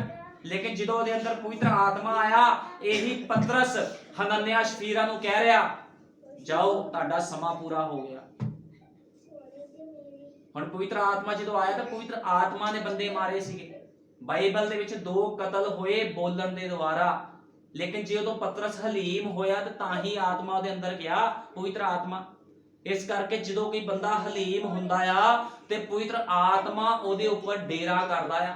ਹਲੀਮ ਤੇ ਨਮਰ ਲੋਕਾਂ ਦੇ ਵਿੱਚ ਡੇਰਾ ਕਰਦਾ ਆ, ਕਮੰਡੀਆਂ ਦੇ ਵਿੱਚ ਡੇਰੇ ਨਹੀਂ ਕਰਦਾ ਉਹ। ਇਸ ਕਰਕੇ ਹਮੇਸ਼ਾ ਹਲੀਮ ਬਣੇ ਰਹੋ। ਹਲੀਮੀ ਦੇ ਵਿੱਚ ਪਰਮੇਸ਼ਵਰ ਵਾਸ ਕਰਦਾ ਹੈ। ਹੁਣ ਨਬੀ ਨੇ ਕਿਹਾ, ਕਹਿੰਦਾ ਸੰਸਥਾਵਾਂ, ਕਹਿੰਦਾ ਨਬੀ ਨੇ ਕਿਹਾ ਸੰਸਥਾਵਾਂ ਅੱਜ ਲੂਸੀਫਰ ਦੀ ਤਰ੍ਹਾਂ ਆਪਣੇ ਆਪ ਨੂੰ ਉੱਚਾ ਕਰਨਾ ਚਾਹੁੰਦੀਆਂ ਆ।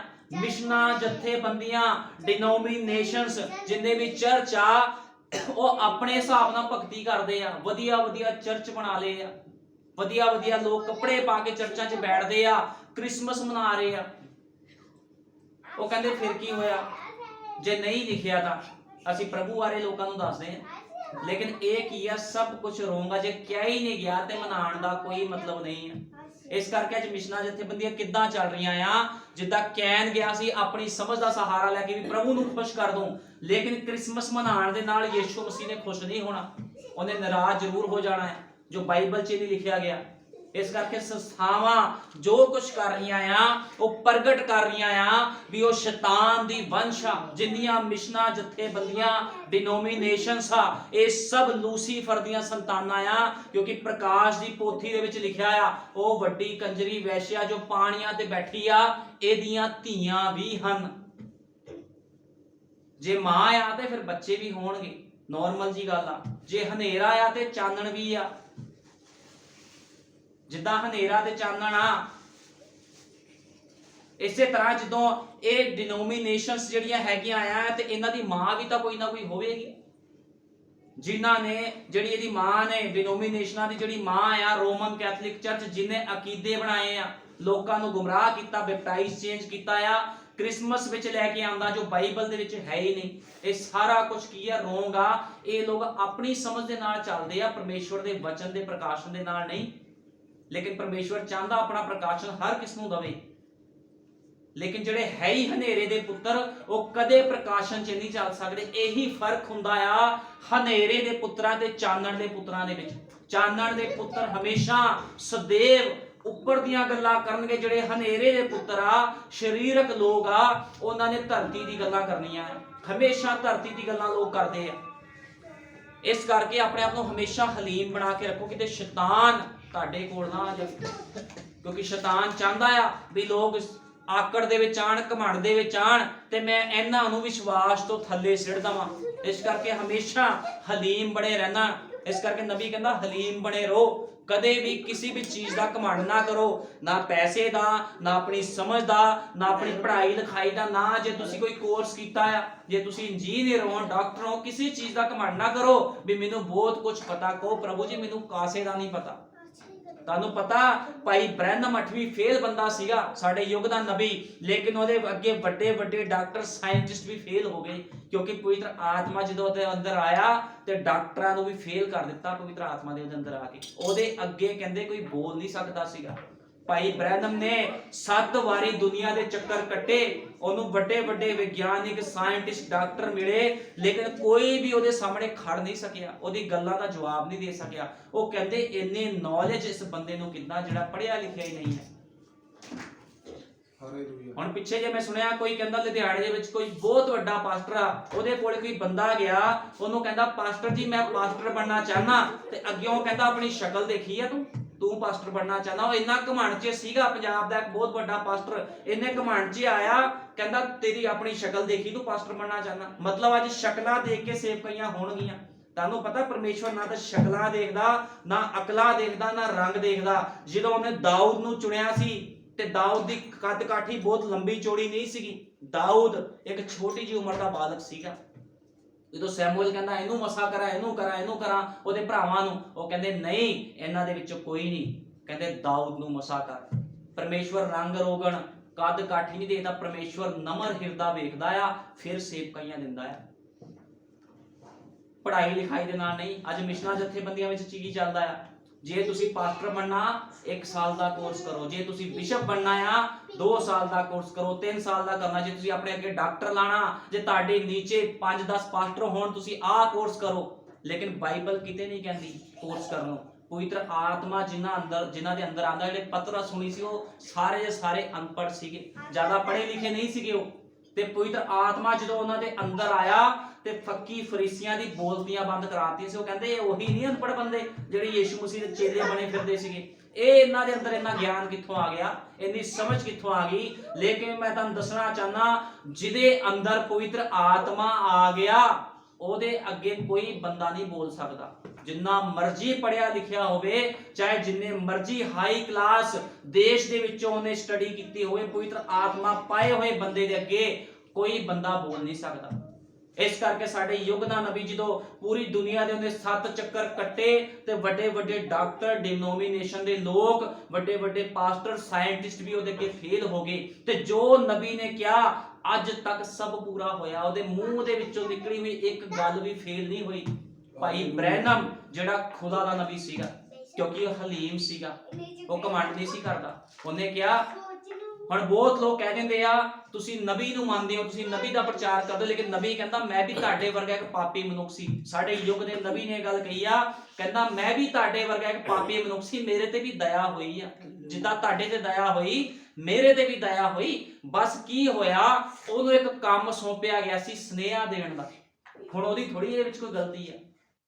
ਇੱਕ ਰਾਜਾ ਆਪਣੇ ਸਿਪਾਹੀ ਨੂੰ ਕਹਿ ਰਿਹਾ ਵੀ ਜਾ ਮੇਰੇ ਰਾਜ ਦੇ ਵਿੱਚ ਜਾ ਕੇ ਹੋਕਾ ਦੇ ਜਾ ਕੇ, ਤੇ ਇਹਦਾ ਮਤਲਬ ਇਹ ਥੋੜੀ ਵੀ ਲੋਕ ਉਹਨੂੰ ਕਹਿਣਗੇ ਜੀ ਇਹ ਗਲਤ ਆ, ਇਹ ਘਮੰਡੀ ਆ, ਐਦਾਂ ਥੋੜੀ। ਉਹ ਤਾਂ ਹੁਕਮ ਨੂੰ ਪੂਰਾ ਕਰ ਰਿਹਾ ਹੁੰਦਾ ਆ ਜਿਹੜਾ ਸਿਪਾਹੀ। ਇਸੇ ਤਰ੍ਹਾਂ ਭਾਈ ਬ੍ਰੈਨ ਨੂੰ ਕਿਹਾ ਗਿਆ ਵੀ ਜਾ ਸਾਰੇ ਸੰਸਾਰ ਦੇ ਵਿੱਚ ਦੱਸ ਮੇਰੇ ਬਾਰੇ, ਉਹਨਾਂ ਨੂੰ ਮੈਸੇਜ ਦੇ ਵੀ ਮੇਰੇ ਆਉਣ ਤੋਂ ਪਹਿਲਾਂ ਤੁਸੀਂ ਤੋਬਾ ਕਰੋ। ਉਹਨੇ ਸਿਰਫ ਮੈਸੇਜ ਦਿੱਤਾ ਆ।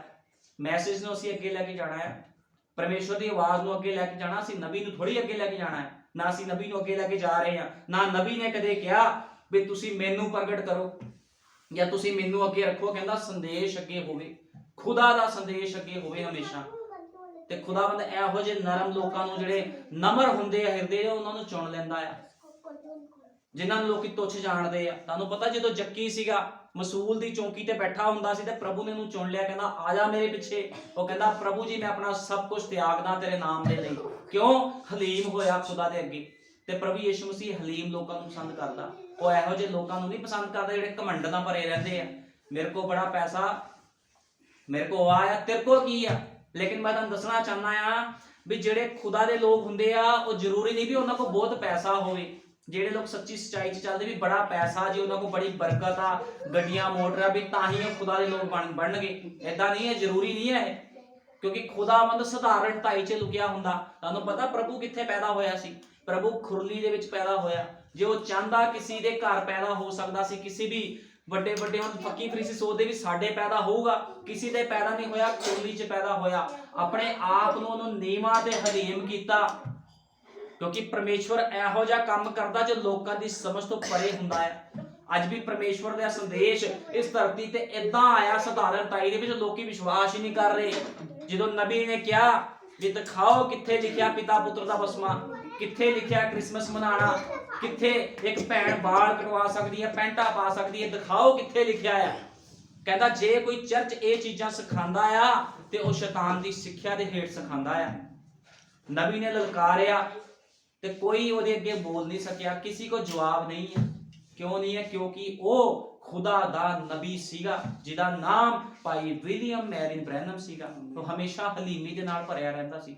ਉਹਨੇ ਕਦੇ ਘਮੰਡ ਨਹੀਂ ਕੀਤਾ, ਨਾ ਉਹਨੇ ਕਦੇ ਪੈਸੇ ਦੀ ਦੌੜ ਲਾਈ। ਹਮੇਸ਼ਾ ਖੁਦਾ ਦੇ ਕੰਮਾਂ ਦੇ ਲਈ ਅੱਗੇ ਵਧਿਆ। ਉਹਨੇ ਕਦੇ ਨਹੀਂ ਕਿਹਾ ਮੇਰੇ ਪਿੱਛੇ ਲੱਗੋ। ਭਾਈ ਬ੍ਰੈਨਮ ਨੇ ਕਿਹਾ, ਹਮੇਸ਼ਾ ਉਹਨੇ ਕਿਹਾ ਵਚਨ ਦੇ ਪਿੱਛੇ ਲੱਗੋ। ਜੋ ਵਚਨ ਕਹਿੰਦਾ ਉਹ ਕੰਮ ਕਰੋ, ਉਸੇ ਤਰ੍ਹਾਂ ਜੀਵਨ ਬਤੀਤ ਕਰੋ। ਉਹਨੇ ਕਦੇ ਨਹੀਂ ਕਿਹਾ ਵੀ ਤੁਸੀਂ ਮੇਰੇ ਪਿੱਛੇ ਲੱਗੋ ਜਾਂ ਮੈਨੂੰ ਪੈਸਾ ਦਿਓ। ਕਦੇ ਵੀ ਉਹਨੇ ਇਹ ਗੱਲਾਂ ਨਹੀਂ ਕਹੀਆਂ। ਇਸ ਕਰਕੇ ਜ਼ਰੂਰੀ ਨਹੀਂ ਆ ਵੀ ਖੁਦਾ ਦੇ ਲੋਕਾਂ ਦੇ ਕੋਲ ਬਹੁਤ ਗੱਡੀਆਂ ਹੋਣ, ਵੱਡੀ ਵੱਡੀ ਕੋਠੀਆਂ ਹੋਣ ਤੇ ਤਾਂ ਹੀ ਉਹ ਖੁਦਾ ਦੇ ਲੋਕ ਬਣਨਗੇ।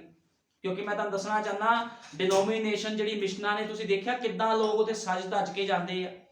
ਸਭ ਕੁਝ ਉਹਨਾਂ ਦੇ ਕੋਲ ਆ, ਲੇਕਿਨ ਜੀਵਨ ਉਹਨਾਂ ਦੇ ਕੋਲ ਨਹੀਂ ਆ। ਕਿਉਂਕਿ ਬਾਈਬਲ ਬਿਆਨ ਕਰਦੀ ਆ ਜਦੋਂ ਤੱਕ ਕੋਈ ਜਲ ਅਤੇ ਆਤਮਾ ਦੇ ਨਾਲ ਨਹੀਂ ਜੰਮਦਾ ਉਹ ਪਰਮੇਸ਼ਵਰ ਦੇ ਰਾਜ ਦੇ ਵਿੱਚ ਨਹੀਂ ਜਾ ਸਕਦਾ। ਉਹਨੇ ਨਿਕੋਦੇਮਸ ਨੂੰ ਕਿਹਾ ਸੀਗਾ।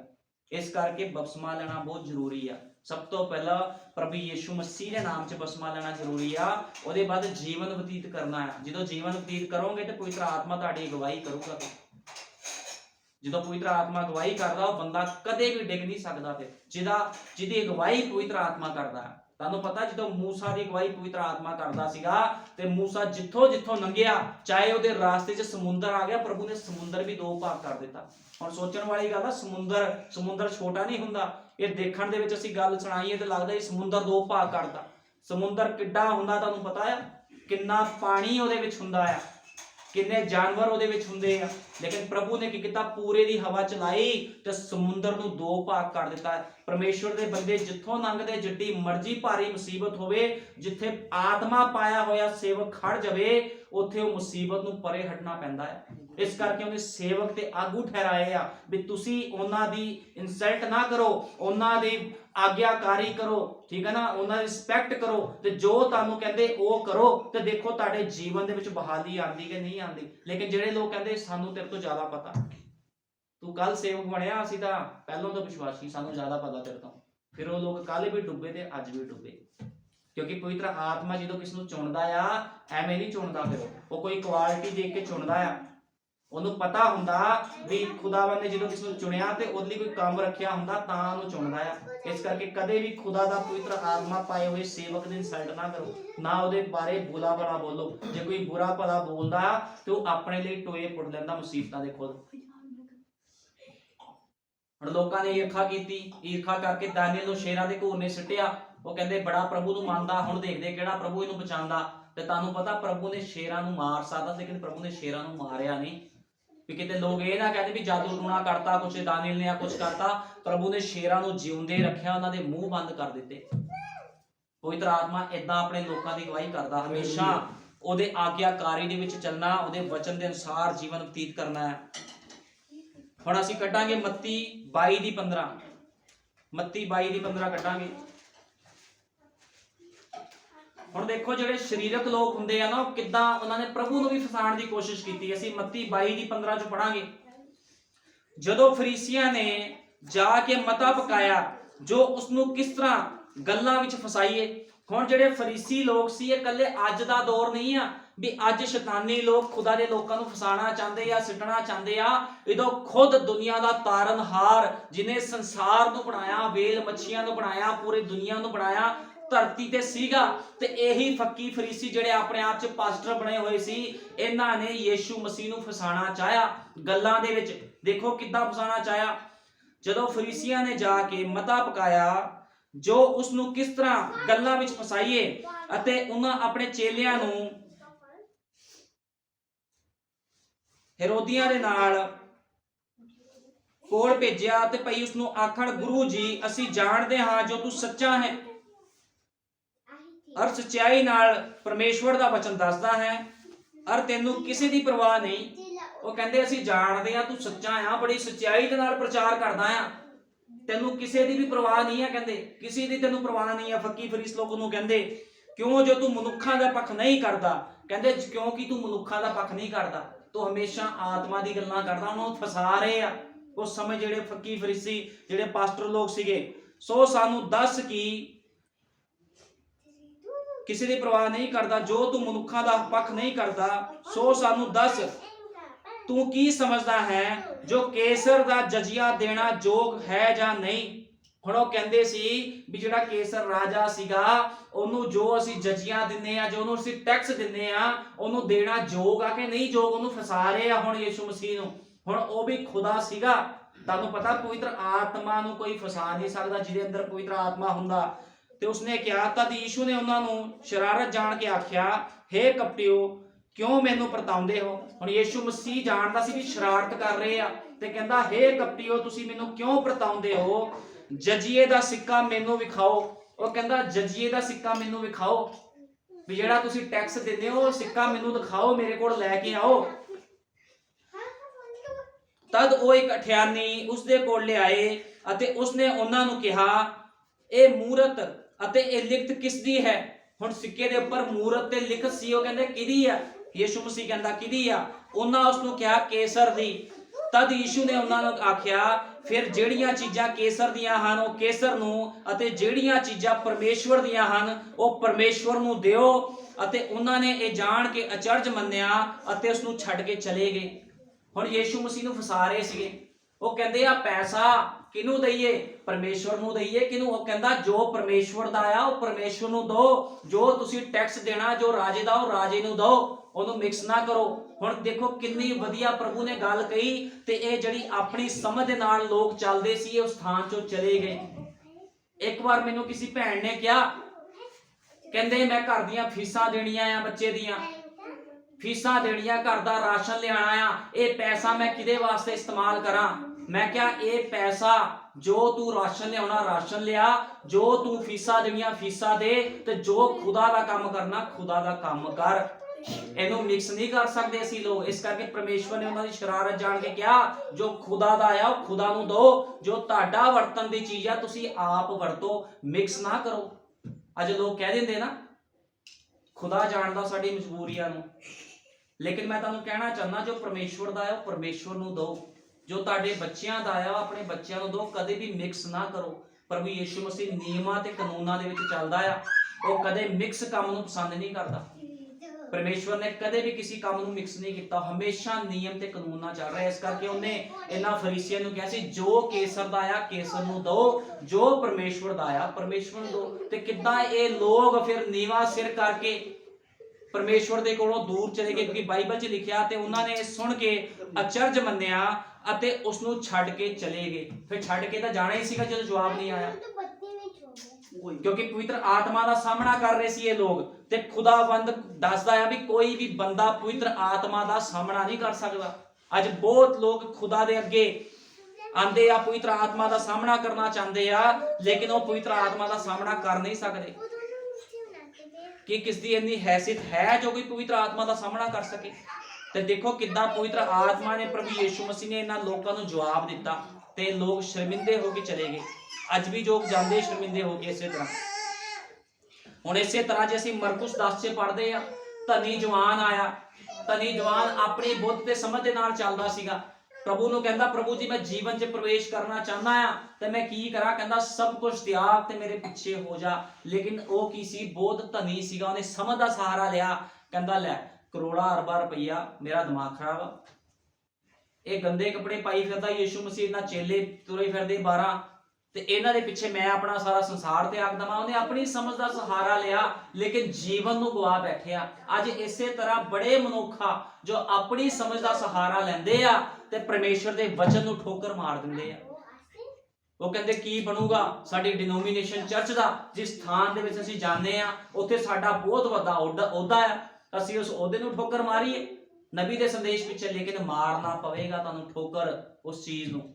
ਪਰਮੇਸ਼ਵਰ ਦੇ ਵਚਨ ਦੇ ਲਈ ਤੁਹਾਨੂੰ ਹਰੇਕ ਉਹ ਚੀਜ਼ ਤਿਆਗਣੀ ਪਵੇਗੀ ਜਿਹੜੀ ਪਰਮੇਸ਼ਵਰ ਤੇ ਤੁਹਾਡੇ ਵਿੱਚ ਆਂਦੀ ਹੈ। ਉਹਨੇ ਕਿਹਾ ਨਾ ਯੀਸ਼ੂ ਮਸੀਹ ਨੇ ਬਾਈਬਲ 'ਚ, ਕਹਿੰਦਾ ਜੋ ਕੋਈ ਮੇਰੇ ਲਈ ਆਪਣੇ ਭੈਣ ਭਾਈਆਂ, ਆਪਣੇ ਬੱਚਿਆਂ, ਆਪਣੀ ਜ਼ਮੀਨਾਂ ਨੂੰ ਤਿਆਗਦਾ ਉਹ 100 ਗੁਣਾ ਕਰਕੇ ਫਲ ਪਾਵੇਗਾ।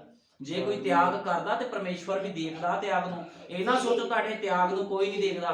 ਤੁਸੀਂ ਧਰਤੀ ਤੇ ਰਹਿ ਕੇ ਦੁੱਖ ਝੱਲ ਸਕਦੇ ਹੋ, ਲੇਕਿਨ ਇੱਕ ਦਿਨ ਤੁਹਾਡੇ ਲਈ ਉਹ ਮੁਕਟ ਵੀ ਰੱਖਿਆ ਉਸ ਥਾਨ ਦੇ ਵਿੱਚ, ਕਿਉਂਕਿ ਉਹ ਕਹਿੰਦਾ ਮੈਂ ਜਗ੍ਹਾ ਤਿਆਰ ਕਰਨ ਨੂੰ ਜਾਂਦਾ ਆ, ਜਦੋਂ ਆਵਾਂਗਾ ਤੇ ਆਪਣੇ ਨਾਲ ਤੁਹਾਨੂੰ ਲੈ ਕੇ ਜਾਵਾਂਗਾ। ਇਸ ਕਰਕੇ ਮੌਤ ਦਾ ਵੀ ਵਸ ਨਹੀਂ ਹੈ ਉਹਦੇ ਪਵਿੱਤਰ ਲੋਕਾਂ ਦੇ। ਮੌਤ ਵੀ ਬੰਨ ਕੇ ਨਹੀਂ ਰੱਖ ਸਕਦੀ। ਜਦੋਂ ਯੀਸ਼ੂ ਮਸੀਹ ਨੇ ਆਣਾ ਕਬਰਾਂ ਖੁੱਲ ਜਾਣੀਆਂ, ਉਹ ਆਪਣੇ ਪਵਿੱਤਰ ਲੋਕਾਂ ਨੂੰ ਲੈ ਕੇ ਚੱਲ ਜਾਊਗਾ ਉਸ ਥਾਨ ਦੇ ਵਿੱਚ। ਇਸ ਕਰਕੇ ਹਮੇਸ਼ਾ ਹਲੀਮੀ ਦੇ ਨਾਲ ਜੀਵਨ ਬਤੀਤ ਕਰਨਾ, ਕਦੇ ਨਹੀਂ ਕਹਿਣਾ ਵੀ ਮੈਨੂੰ ਸਭ ਕੁਝ ਪਤਾ ਆ, ਮੈਨੂੰ ਦੱਸਣ ਦੀ ਲੋੜ ਨਹੀਂ ਸੰਦੇਸ਼ਾਂ 'ਚ ਕੀ ਲਿਖਿਆ ਆ। ਜੇ ਤੁਹਾਨੂੰ ਪਤਾ ਆ ਤੇ ਚੱਲੋ, ਜੇ ਨਹੀਂ ਪਤਾ ਤੇ ਸਿੱਖੋ। ਫਿਰ ਅੱਜ ਬਹੁਤ ਲੋਕ ਕਹਿੰਦੇ ਸਾਨੂੰ ਪਤਾ ਹੈ, ਤੇ ਮੈਂ ਇਹੀ ਕਹੂੰਗਾ ਜੇ ਪਤਾ ਤੇ ਫਿਰ ਚੱਲਦੇ ਕਿਉਂ ਨਹੀਂ? ਜੇ ਨਹੀਂ ਪਤਾ ਫਿਰ ਸਿੱਖੋ ਆ ਕੇ। ਫਿਰ ਦੋ ਹੀ ਗੱਲਾਂ ਆ। ਤੇ ਇਸ ਕਰਕੇ ਹਮੇਸ਼ਾ ਹਲੀਮ ਬਣੋ, ਜੋ ਸਿਖਾਇਆ ਜਾਂਦਾ ਆ ਉਹਦੇ ਅਨੁਸਾਰ ਜੀਵਨ ਬਤੀਤ ਕਰੋ। ਕਿਉਂਕਿ ਪਰਮੇਸ਼ਵਰ ਕਿਸ ਨੂੰ ਖੜਾ ਕਰਦਾ ਆ, ਕਿਸ ਨੂੰ ਅਭਿਸ਼ੇਕ ਕਰਦਾ ਆ, ਤੇ ਐਵੇਂ ਨਹੀਂ ਅਭਿਸ਼ੇਕ ਕਰਦਾ। ਉਹਦੇ ਜੀਵਨ ਦੇ ਵਿੱਚ ਕੋਈ ਯੋਜਨਾ ਹੁੰਦੀ ਹੈ ਪਰਮੇਸ਼ਵਰ ਦੀ। ਕਿਉਂਕਿ ਪਰਮੇਸ਼ਵਰ ਹਮੇਸ਼ਾ ਇੱਕ ਮਨੁੱਖ ਦੇ ਅੰਦਰ ਆ ਕੇ ਲੋਕਾਂ ਦੇ ਵਿੱਚ ਪ੍ਰਗਟਾਵਾ ਕਰਦਾ। ਉਹ ਡਾਇਰੈਕਟ ਕਿਸ ਨਾਲ ਗੱਲਾਂ ਨਹੀਂ ਕਰਦਾ, ਉਹਨੇ ਵਿਚੋਲੀਏ ਖੜੇ ਕੀਤੇ ਹੁੰਦੇ ਆ, ਉਹਨੇ ਆਪਣੇ ਸੇਵਕ ਖੜੇ ਕੀਤੇ ਹੁੰਦੇ ਆ। ਜਦੋਂ ਮੂਸਾ ਨੂੰ ਪ੍ਰਭੂ ਯੀਸ਼ੂ ਮਸੀਹ ਮੂਸਾ ਦੇ ਨਾਲ ਗੱਲਾਂ ਕਰਦਾ ਸੀ ਤਾਂ ਇਜ਼ਰਾਈਲੀਆਂ ਨਾਲ ਗੱਲਾਂ ਨਹੀਂ ਸੀ ਕਰਦਾ ਡਾਇਰੈਕਟ। ਉਹ ਮੂਸਾ ਨੂੰ ਦਰਸ਼ਨ ਦੇ ਕੇ ਕਹਿੰਦਾ ਸੀ ਜਾ ਕੇ ਇਜ਼ਰਾਈਲੀਆਂ ਨੂੰ ਏਦਾਂ ਕਹਿ ਵੀ ਏਦਾਂ ਏਦਾਂ ਉਹ ਜੀਵਨ ਬਤੀਤ ਕਰਨ, ਏਦਾਂ ਏਦਾਂ ਦੇ ਉਹ ਕੰਮ ਕਰਨ। ਉਹ ਜਾ ਕੇ ਸਿੱਧਾ ਇਜ਼ਰਾਈਲੀਆਂ ਨੂੰ ਸੀ ਕਹਿੰਦਾ, ਉਹ ਮੂਸਾ ਦੇ ਦੁਆਰਾ ਗੱਲਾਂ ਕਰਦਾ ਸੀ। ਇਸੇ ਤਰ੍ਹਾਂ ਜਿਹੜਾ ਯੀਸ਼ੂ ਮਸੀਹ ਹੈ, ਜਿਹੜਾ ਵਚਨ, ਉਹ ਆਪਣੇ ਸੇਵਕ ਦੇ ਦੁਆਰਾ ਗੱਲਾਂ ਕਰਦਾ ਆ। ਕਿਉਂਕਿ ਸੇਵਕ ਕੌਣ ਹੁੰਦਾ? ਇੱਕ ਨਮੂਨਾ ਹੁੰਦਾ ਆ, ਇੱਕ ਨਮੂਨਾ ਹੁੰਦਾ। ਤੇ ਨਬੀ ਨੇ ਕਿਹਾ ਚਰਚ ਦੇ ਵਿੱਚ ਡੀਕਨ ਖੜਾਏ ਹੁੰਦੇ ਆ। ਜੇ ਚਰਚ ਦੇ ਵਿੱਚ ਕੋਈ ਹਿਲਜੁਲ ਹੁੰਦੀ ਆ, ਕੋਈ ਗਲਤ ਕੰਮ ਹੁੰਦਾ, ਤੇ ਡੀਕਨਾਂ ਦਾ ਫਰਜ਼ ਹੁੰਦਾ ਵੀ ਉਹ ਆਪਣੇ ਸੇਵਕ ਦੀ ਰੱਖਿਆ ਕਰਨ। ਇਹ ਨਹੀਂ ਵੀ ਬਾਹਰੋਂ ਕੋਈ ਵੀ ਆਵੇ ਤਾਂ ਪਾਸਟਰ ਦਾ ਸਿਰ ਪਾੜ ਜਾਵੇ ਆ ਕੇ, ਤੇ ਤੁਸੀਂ ਕਹੋ ਜੀ ਕੋਈ ਨਹੀਂ ਅਸੀਂ ਪ੍ਰਾਰਥਨਾ ਕਰਦੇ ਆ, ਪ੍ਰਭੂ ਦਾ ਦੂਤ ਆ ਜਾਊਗਾ। ਤੁਸੀਂ ਹੀ ਪ੍ਰਭੂ ਦੇ ਦੂਤ ਹੋ। ਫਿਰ ਤੁਹਾਡਾ ਫਰਜ਼ ਬਣਦਾ ਹੈ ਆਪਣੇ ਚਰਚ ਦੀ ਰੱਖਿਆ ਕਰਨਾ, ਆਪਣੇ ਚਰਚ ਨੂੰ ਦੇਖਣਾ। ਪ੍ਰਭੂ ਨੇ ਸਮਝ ਦਿੱਤੀ ਆ। ਅੱਜ ਮਿਸ਼ਨਾਂ ਜਥੇਬੰਦੀਆਂ ਕਿਉਂ ਕੁੱਟ ਖਾ ਰਹੇ ਆ? ਜਿੱਥੇ ਜੀ ਕਰਦਾ ਉੱਥੇ ਜਾ ਕੇ ਪ੍ਰਚਾਰ ਕਰਦੇ ਆ। ਲੋਕੀ ਉਹਨਾਂ ਨੂੰ ਕੁੱਟਦੇ ਮਾਰਦੇ, ਫਿਰ ਕਹਿੰਦੇ ਕੁੱਟ ਪਈ ਆ। ਕੁੱਟ ਪਈ ਆ, ਕੁੱਟ ਪੈਂਦੀ ਤਾਂ ਬੇਸਮਝੀ ਕਰਕੇ ਪੈਂਦੀ ਹੈ। ਸਮਝ ਦੇ ਨਾਲ ਵਚਨ ਦਾ ਪ੍ਰਕਾਸ਼ਨ ਹੁੰਦਾ, ਸਮਝ ਦੇ ਨਾਲ ਵਚਨ ਪ੍ਰਚਾਰ ਕਰਨਾ ਹੁੰਦਾ। ਇਹ ਥੋੜੀ ਹੁਣ ਤੁਸੀਂ ਗੁਰਦੁਆਰਿਆਂ ਮੰਦਿਰਾਂ ਦੇ ਵਿੱਚ ਜਾ ਕੇ ਵਚਨ ਸੁਣਾਓਗੇ ਤਾਂ ਤੁਹਾਡਾ ਸਿਰ ਹੀ ਪਾੜਨਗੇ ਆ ਕੇ ਉਹ ਲੋਕ। ਵਚਨ ਸੁਣਾਉਣਾ ਹੁੰਦਾ ਤੇ ਕਿਸ ਦੇ ਅੱਗੇ ਆਪਣਾ ਜੀਵਨ ਦਾ ਪ੍ਰਗਟਾਵਾ ਕਰੋ, ਆਪਣੇ ਜੀਵਨ ਨੂੰ ਦਿਖਾਓ ਵੀ ਮੇਰਾ ਜੀਵਨ ਮਸੀਹ 'ਚ ਏਦਾਂ ਦਾ ਜੀਵਨ ਆ। ਅਗਲਾ ਤੁਹਾਡੇ ਜੀਵਨ ਤੋਂ ਪ੍ਰਭਾਵਿਤ ਹੋ ਕੇ ਉਸ ਵਚਨ ਨੂੰ ਕਬੂਲ ਕਰੇ। ਜੇ ਤੁਸੀਂ ਡਾਇਰੈਕਟ ਜਾ ਕੇ किस ਨੂੰ ਕੁਝ ਬੋਲੋਗੇ ਤਾਂ ਤੁਹਾਡੇ ਗਾਲੀ ਪਊਗਾ। ਫਿਰ ਖੁਦਾ ਨੇ ਸਮਝ ਦਿੱਤੀ ਆ ਕਿੱਦਾਂ ਕਿਸ ਨੂੰ ਵਚਨ ਦੇ ਵਿੱਚ ਲੈ ਕੇ ਆਣਾ। ਆਪਾਂ ਕਿਸੇ ਵੀ ਧਰਮ ਦੇ ਕਿਸੇ ਵੀ ਲੋਕ ਨੂੰ ਗਲਤ ਨਹੀਂ ਬੋਲ ਸਕਦੇ। ਅੱਜ ਬੋਲ ਦੋ, ਜਦੋਂ ਗਲਤ ਬੋਲਦੇ ਆ ਤੇ ਉਹਨਾਂ ਦੇ ਉੱਪਰ ਅਟੈਕ ਵੀ ਹੁੰਦੇ ਆ। ਪ੍ਰਭੂ ਨੇ ਕਿਤੇ ਨਹੀਂ ਕਿਹਾ ਵੀ ਤੁਸੀਂ ਕਿਸ ਨੂੰ ਗਲਤ ਬੋਲੋ। ਉਹ ਕਹਿੰਦਾ ਤੁਸੀਂ ਆਪਣਾ ਜੀਵਨ ਬਤੀਤ ਕਰੋ ਜੋ ਤੁਹਾਨੂੰ ਦਿੱਤਾ ਗਿਆ। ਤੁਹਾਡਾ ਜੀਵਨ ਵੇਖ ਕੇ ਉਹ ਆਪਣੇ ਆਪ ਹੀ ਬਦਲ ਜਾਊਗਾ ਬੰਦਾ। ਪ੍ਰਭੂ ਯਿਸੂ ਮਸੀਹ ਸਾਰਿਆਂ ਨੂੰ ਬਰਕਤ ਦੇਵੇ। ਆਓ ਪ੍ਰਾਰਥਨਾ ਕਰਦੇ ਹਾਂ। ਹਾਲੇਲੂਇਆ। ਧੰਨਵਾਦ ਪਿਆਰੇ ਪ੍ਰਭੂ ਯਿਸੂ ਮਸੀਹ। ਸੱਚਮੁੱਚ ਮੇਰੇ ਮਹਾਨ ਪਿਤਾ ਪ੍ਰਭੂ ਜੀ, ਅੱਜ ਬਹੁਤ ਲੋਕ ਖੁਦਾਵੰਦਾ ਆਪਣੀ ਸਮਝ ਦੇ ਨਾਲ ਚੱਲ ਰਹੇ ਹਨ ਪ੍ਰਭੂ ਜੀ, ਲੇਕਿਨ ਜਿਹੜੇ ਲੋਕ ਆਪਣੀ ਸਮਝ ਨਾਲ ਚੱਲ ਰਹੇ ਹਨ ਪ੍ਰਭੂ ਯਿਸੂ ਮਸੀਹ, ਉਹ ਸਰੀਰਕ ਹਨ ਖੁਦਾਵੰਦਾ, ਉਹ ਸ਼ੈਤਾਨੀ ਲੋਕ ਹਨ ਪ੍ਰਭੂ ਯਿਸੂ ਮਸੀਹ। ਕਿਉਂਕਿ ਤੇਰੇ ਵਚਨ 'ਚ ਲਿਖਿਆ ਹੈ ਆਪਣੀ ਸਮਝ ਦਾ ਸਹਾਰਾ ਕਦੇ ਨਾ ਲਵੀਂ। ਤੇ ਸੱਚੇ ਪ੍ਰਭੂ ਯਿਸੂ ਮਸੀਹ, ਜਿਹੜੇ ਲੋਕ ਆਪਣੀ ਸਮਝ ਦਾ ਸਹਾਰਾ ਲੈਂਦੇ ਹਨ ਪ੍ਰਭੂ ਜੀ, ਉਹ ਵਿਪਤਾ ਤੇ ਪਰੇਸ਼ਾਨੀਆਂ 'ਚ ਪੈਂਦੇ ਹਨ ਪ੍ਰਭੂ ਜੀ। लेकिन जेड़े तेरे आत्मा दे चलाए चलते हैं खुदावंदा, तू आप खुदावंद प्रभु जी सिंहासन छड़ के उन्हां दी अगवाई करन नूं थल्ले उतर जांदा है प्रभु यीशु मसीह। क्योंकि मेरे महान पिता जदों मूसा दे नाल सी, तू खुदावंदा तू अग दे खंबे दे रूप दे विच खुदावंदा बदल दे रूप दे विच प्रभु यीशु मसीह उन्हां दी अगवाई करदा सी प्रभु यीशु मसीह। ते जदों तक वो अपने देश च नहीं पहुंचे खुदावंदा, तू उन्हां दे नाल नाल रहा ते हसदेव तू अपने लोकां दे नाल है प्रभु जी। मैं विश्वास करदा जदों खुदावंद तू अपनी पाक पवित्र दुल्हन नूं लैण आ रहा है, जिद तक तू नहीं आंदा प्रभु यीशु मसीह, असीं इसे तरह तेरी महिमा वडियाई करते रहिए प्रभु यीशु मसीह, तेरे वचनां ते चलते रहिए खुदावंदा। जिन्हें लोगों ने अज दा वचन सुनिया है, यह वचन लोगों के हृदय में जावे, जन्म लवे खुदावंदा प्रभु यीशु मसीह। ते एक खुदावंद प्रभु यीशु मसीह उस प्रकटीकरण दे विच आण खुदावंदा, उस प्रगटावे दे विच आण प्रभु जी, जो प्रगटावा तेरा है खुदावंदा। तू दया कर, कृपा कर, सारे नूं आशीष और बरकत दे। सारा आदर जलाल महिमा प्रभु यीशु मसीह तेरे सामर्थी ते जिंदा जलाली सामर्थी नाम दिंदे प्रभु जी। असीं विश्वास करते हैं तू बहुत जल्दी आ रहा है खुदावंदा। सारा आदर जलाल महिमा तेरा है, तेरे नाम दी महिमा युगानुयुग होवे। आमीन। हालेलुया।